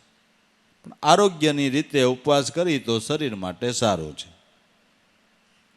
એટલે જ ધર્મની હારે મહા ઋષિ મુનિઓએ આરોગ્ય શાસ્ત્રને જોઈન્ટ કરી દીધું છે કે આપણું આરોગ્ય સારું રહે. ઉપવાસનો એટલો જ ફાયદો, બીજો કોઈ નહીં. ભૂખ વેઠીને સિદ્ધ વ્રત કરતો, તીર્થમાં ભટકતો, તોય મનમાં તો મેલ ભર્યો. એલા તું તીર્થમાં જાશો તોય તારા મનમાં મેલ ભર્યો છે, તો તારી મલિનતા ધોવાણી નથી, એ તો પાકું જ થયું ને. મલિનતા ધોવાણી નથી, એ તો પાકું જ થયું ને. હે, તીર્થમાં ભટકતો, મનમાં તો મેલ ભર્યો. દેહ દમીને કા જંજાળ કરતો, દેહને શા માટે ખોટા કષ્ટ આપે છે. દેહ તો સાધન છે. આ સાધન સારું હશે તો તને સાધના કરવામાં મજા આવશે, એની ઉપાસના કરવામાં મજા આવશે. સાધનને ભાંગીને ભૂકો કરીમાં સાધનને સારું રહેવા દે. આ સાધન દ્વારા સાધ્ય મેળવવાનું લક્ષ્ય કોઈ ગુરુ પાસેથી લઈ લે. નકર આ તારો ભટકાર આમનમ રહેશે ભાઈ સાહેબ. તીર્થમાં ભટકતો મનમાં મેલ ભર્યો એલા દેહ દમીને કા જંજાળ કરતો. સકળ એ સાધના હરિતણું નામ છે. સર્વ સાધનાનો જેમાં સમાસ થાય એ સર્વોપરી સાધના એનું નામ છે. નામ સમાન કોઈ સાધના નથી. નામે પાતક છૂટીએ, નામે નાશે રોગ, નામ સમોળ કોઈ નહીં, જપ તપ તીરથ નહીં યોગ. જપ તપ તીરથ યોગ સાધના ઓ સબ નામ આધારા. ગુરુ ગમ લઈને ગોતી લઈજો, જેને વેદ પુરાણ પોકારા, રટી લે મન રામ નામ રણુકારા. આ બધી સાધનાઓ નામને આધારે છે, નામ થકી છે. જપ તપ તીરથ યોગ સાધના ઓ સબ નામ આધારા. ગુરુ ગમ લઈને ગોતી લેજો, જેને વેદ પુરાણ જેને પોકારી પોકારીને ગાય છે, પોકારી પોકારીને જેને આંગળી ચીંધે છે, એ ગમ કોઈ સદગુરુના ચરણે જઈને લઈ લે. તો દગમગ દોર તારા ડગે નહીં દિલના, ઓહી પદ અપરંપારા. ગુરુ ચરણે માધવ બોલ્યા, જેનાથી મેં દિલ બેસ દેખ્યા છે. દીદારા રટી લે મન રામ નામ રણુકારા. નામ સમાન જગતની અંદર કોઈ સાધના નથી, એવો નરસિંહ મહેતાનો મત કહે છે, દરેક સંતોનો મત કહે છે. સરળ સોંગી ઉત્તમ સાધના હોય તો નામની સાધના છે, જેમાં કાંઈ ખરચ થાય. નામની સાધના કરવામાં ખરચ થાય, તમારા શરીરને કાંઈ પરિશ્રમ પડે? કાંઈ નહીં. ખર્ચ ન થાય, શરીરને પરિશ્રમ ન પડે. શરીરે કરીને તમે હાવ રહી ગયા હો, દેહ હાવ રહી ગયો હોય, ખાટલા વહુ થઈ ગયા હો, તોય આ સાધના થાય. એટલી સરળ અને ઉત્તમ સાધના છે, સર્વોપરી સાધના છે. નામ સમાન કોઈ સાધન સંતો અને ઋષિમુનિઓના મત પ્રમાણે નથી. સર્વોપરી સાધન નામ બતાવવામાં આવ્યું છે. તુલસીદાસે રામાયણની અંદર રામ કરતાંય નામનો મોટો મહિમા ગાયો કે ભાઈઓ, મારા મત પ્રમાણે તો રામ કરતાંય નામ મોટું છે. રામે આંગળીના વેઢે ગણાય એટલાને તાર્યા છે, બાકી નામે તો સંસાર સાગર ઉપર પાજ બાંધી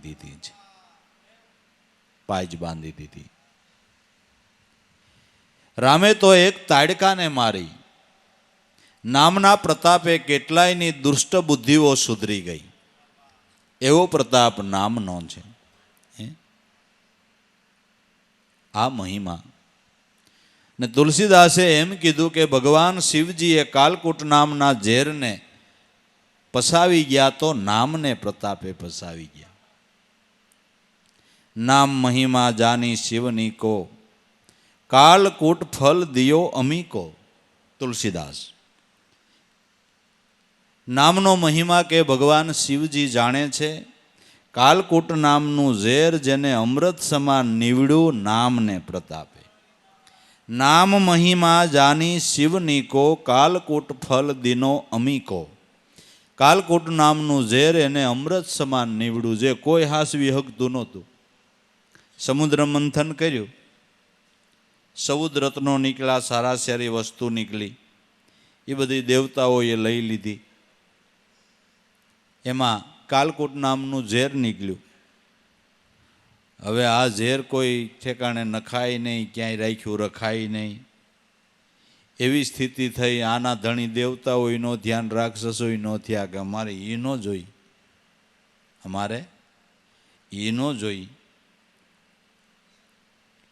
એટલે બધા દેવતાઓએ કીધું કે આ ઝેર તો એક શિવજી જ હજમ કરી શકશે, અને શિવ સિવાય આ ઝેર કોઈ પી શકશે નહીં.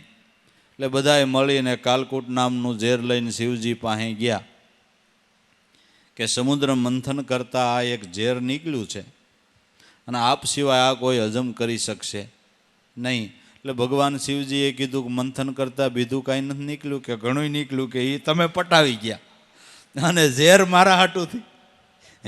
હારી વસ્તુ બધાય તમે લઈ ગયા ને આ મારે હાટું રાખ્યું. પણ શિવજી કે તમારું કલ્યાણ થતું હોય તો લાવો પી જાઓ. તો જેણે બીજાના કલ્યાણ માટે ઝેર પીધું એ બીજા દેવ કહેવાના ના મહાદેવ કહેવાના. બીજાના માટે ઝેર પીધું એટલે એ મહાદેવ કહેવાના ને. પણ એ કેમ પી શક્યા? તુલસીદાસ કે નામને પ્રતાપે. નામ મહિમા જાની શિવની કો, કાલકૂટ ફલ દીનો અમીકો. કાલકૂટ નામનું ઝેર એને અમૃત સમાન નીવડ્યું છે. અમૃત સમાન નીવડ્યું છે. નામ પ્રભાવ જાનું ગનરાવા, પ્રથમ પૂજ્યત નામ પ્રભાવા. તુલસીદાસે કીધું કે નામનો મહિમા ગણપતિ જાણે છે. નામ પ્રભાવ જાનું ગનરાવું, પ્રથમ પૂજ્યત નામ પ્રભાવું. ગણપતિ પહેલે પાટલે પૂજાતા હોય તો નામને પ્રતાપે, એમ રામાયણમાં તુલસીદાસે લખ્યું છે. પહેલે પાટલે ગણપતિ પૂજાતા હોય તો નામને પ્રતાપે પૂજાય છે. આવો આખો એક નામનો પાઠ રામાયણમાં લખ્યો તુલસીદાસે શરૂઆતમાં જ. જે રકાર બ્રહ્મ રામ છે, મકાર માયા જાણવી, બે અક્ષર તો સૌદ લોકને તોડે. ભરત મોડ રવિ અનુભવે કે રામ રણુકાર ઘટો ઘટમાં બોલે. જે નામ મનુષ્ય માત્રના પ્રાણની અંદર ગાજી રહ્યું છે એ નામનો મહિમા સંતો ગાય છે ભાઈ. અને એ નામની સાધનાથી કોઈ સાધના મોટી નથી, નથી અને નથી. સરળ અને ઉત્તમ સાધના હોય તો નામની છે. એટલે નરસિંહ મહેતો કહે છે, સકળ સાધના હરિનું નામ છે. પાર પાયમાં કોઈ સંત પૂરા મહાપુરુષો આ નામની સાધનાથી પૂર્ણ ગતિને પામ્યા છે.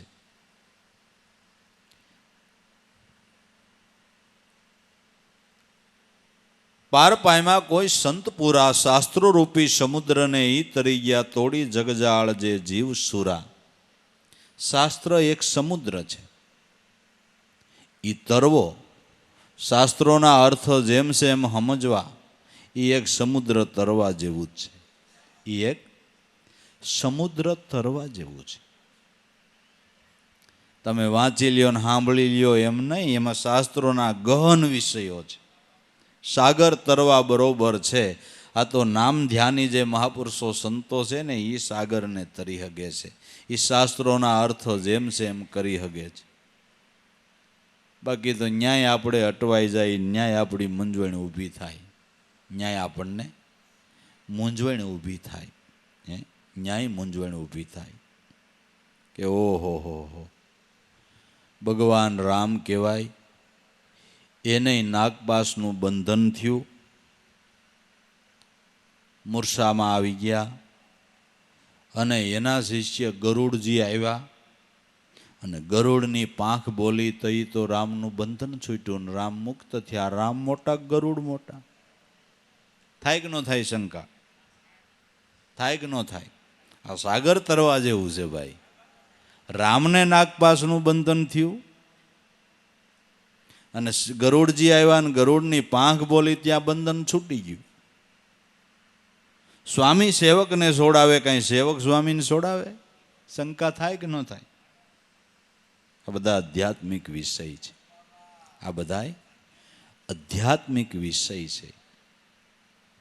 વિષયોની આસક્તિને એ નાગપાસનું બંધન છે.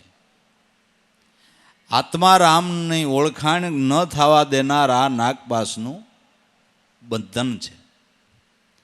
આત્મા રામની ઓળખાણ ન થવા દે એવું આ વિષય રૂપી નાગપાસનું બંધન છે. ગરુડ એટલે એવું ઉડતું પક્ષી જે ચિત્રકારોએ દોરી દીધું એ નહીં. ગરુડ એટલે ગુરુ રૂઢ વૃત્તિ થાય. ગુરુ રૂઢ વૃત્તિ થાય ત્યારે આ બંધન છૂટી જાય છે. ત્યારે આ બંધન છૂટી જાય છે. જ્યાં સુધી ગુરુ રૂઢ વૃત્તિ ન થાય ત્યાં સુધી આ બંધન છૂટે નહીં. અને ગરુડની પાંખમાંથી કાયમને માટે કે વેદનો ધ્વનિ ઉઠે છે. ગરુડની પાંખમાંથી વેદનો ધ્વનિ ઉઠે છે. ગરુડ એટલે ગુરુ રૂઢ વૃત્તિ. ગુરુગમ લક્ષ્યમાં જો આપણું ધ્યાન હોય તો એમાંથી આઠે પોર વેદની ધારા વહી રહી છે. બાકી તમે આમ દૈહિક દ્રષ્ટિએ જોવા જાઓ તો શંકાઓનો કોઈ પાર જ રહે એમ નથી. તે સાગર તરવો એ ગહન છે. ગુરુગમ દ્રષ્ટિ વગર શાસ્ત્રોના જેમ જેમ અર્થ થાય નહીં ન્યાય આપણે શંકા કરીને બેસી જાય અને એ સમાધાન થાય નહીં કોઈ હિસાબે થાય નહીં. ખુદ ગરુડજીને જ થયું ને શંકા. એને મનમાં એમ થયું કે મારા સ્વામીને બંધનને મારી પાંખ બોલીને બંધન છૂટ્યું. આને માટે બ્રહ્મા પાસે ગયા, શિવ પાસે ગયા, વિષ્ણુ પાસે ગયા. બધાએ ના પાડી કે આ શંકાનું સમાધાન અમે નહીં કરી શકીએ. ખગની પાસા ખગ જાણે કાગભૂષણડી પાસે જાઓ.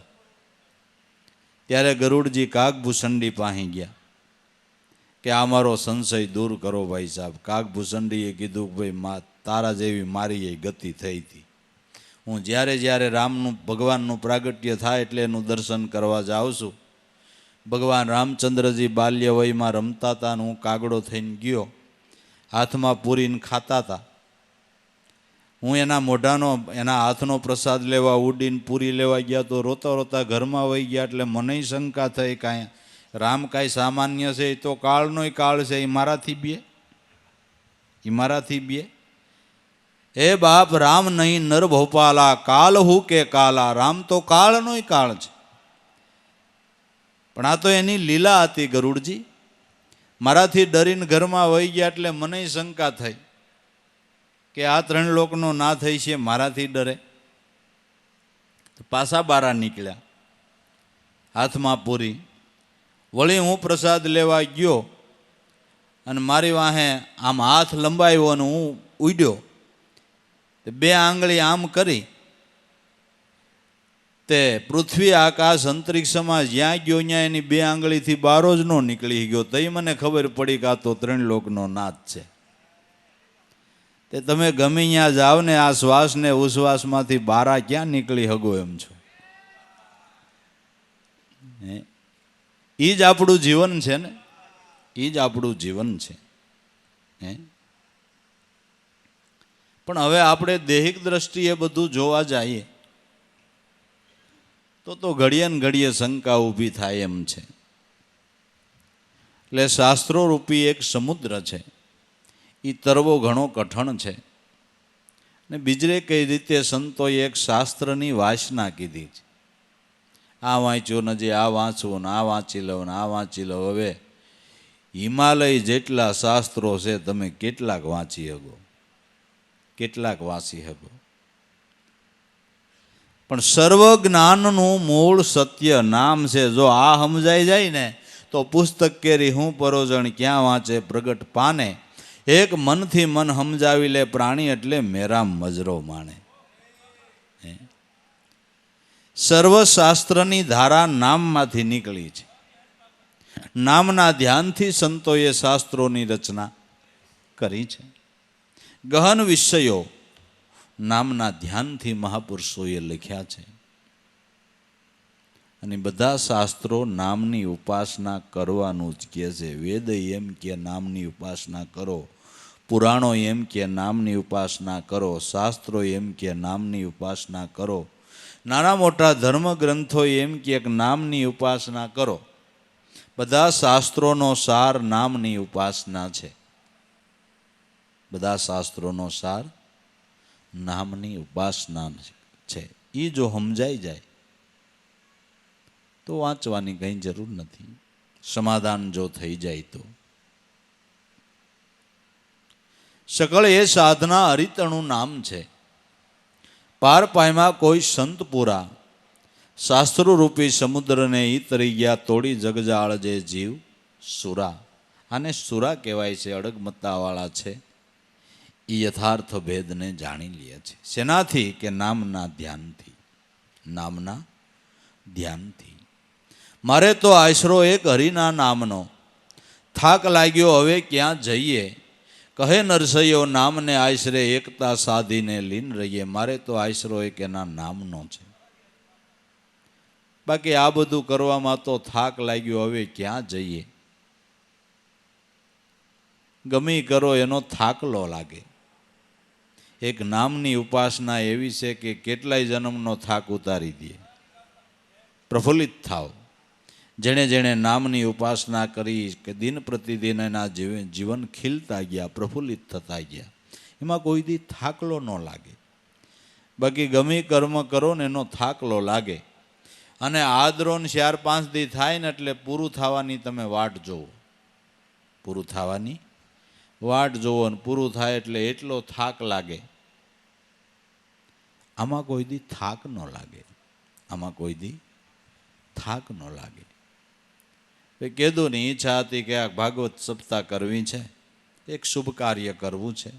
કરો ત્યારે ખૂબ આનંદ હોય, આમ કરવું ને તેમ કરવું ને ફલાણું, આ ટાઈમે આ મેનું, આ ટાઈમે આ મેનું, સગા સંબંધીઓને આમ રાખવા છે, મિત્રોને અહીં બેહારવા છે, ઓલા અધિકારીઓ આવે ને આમ કરવું, એ બધું ઘણું બધું મનમાં ગડમથલ હોય.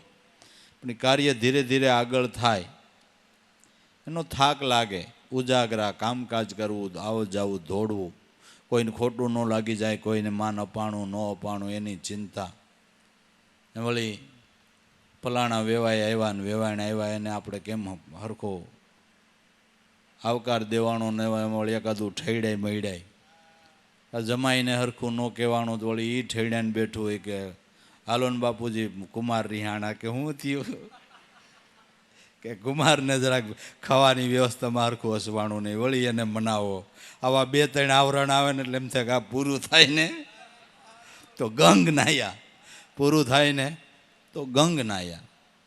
એના બધા શુભ કર્મ કરતા સારી વાત છે, પણ એમાં થાકલો લાગે, થાક લાગે. આ એક એવું સાધન છે કે આમાં થાક ઉતરતો જાય, પ્રફુલ્લિતતા આવતી જાય.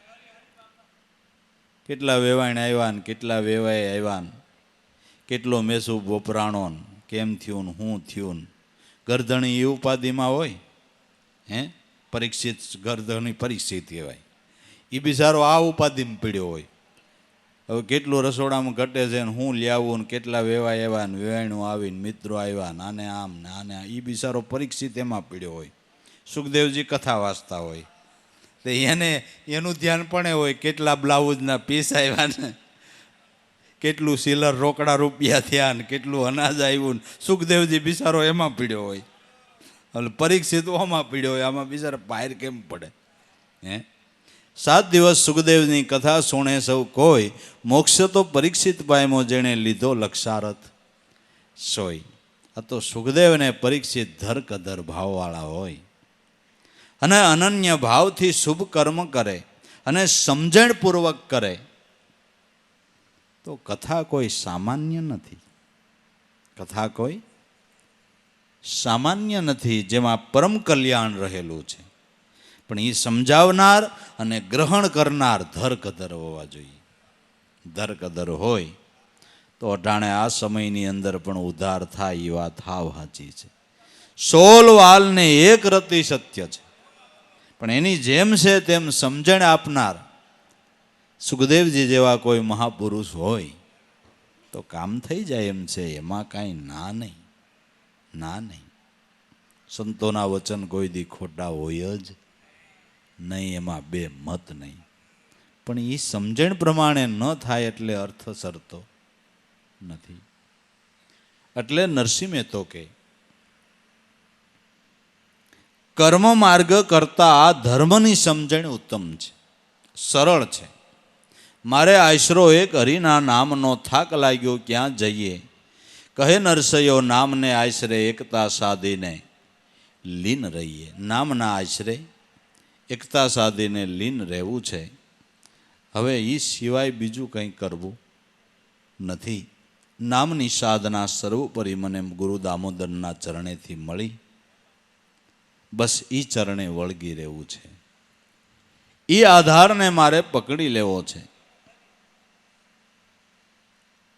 જે સાધન મારા સદગુરુએ દામોદર બાપાએ દયા કરીને બતાવ્યું છે, બસ એમાં કાયમને માટે એક તાર બનીને રહેવું છે.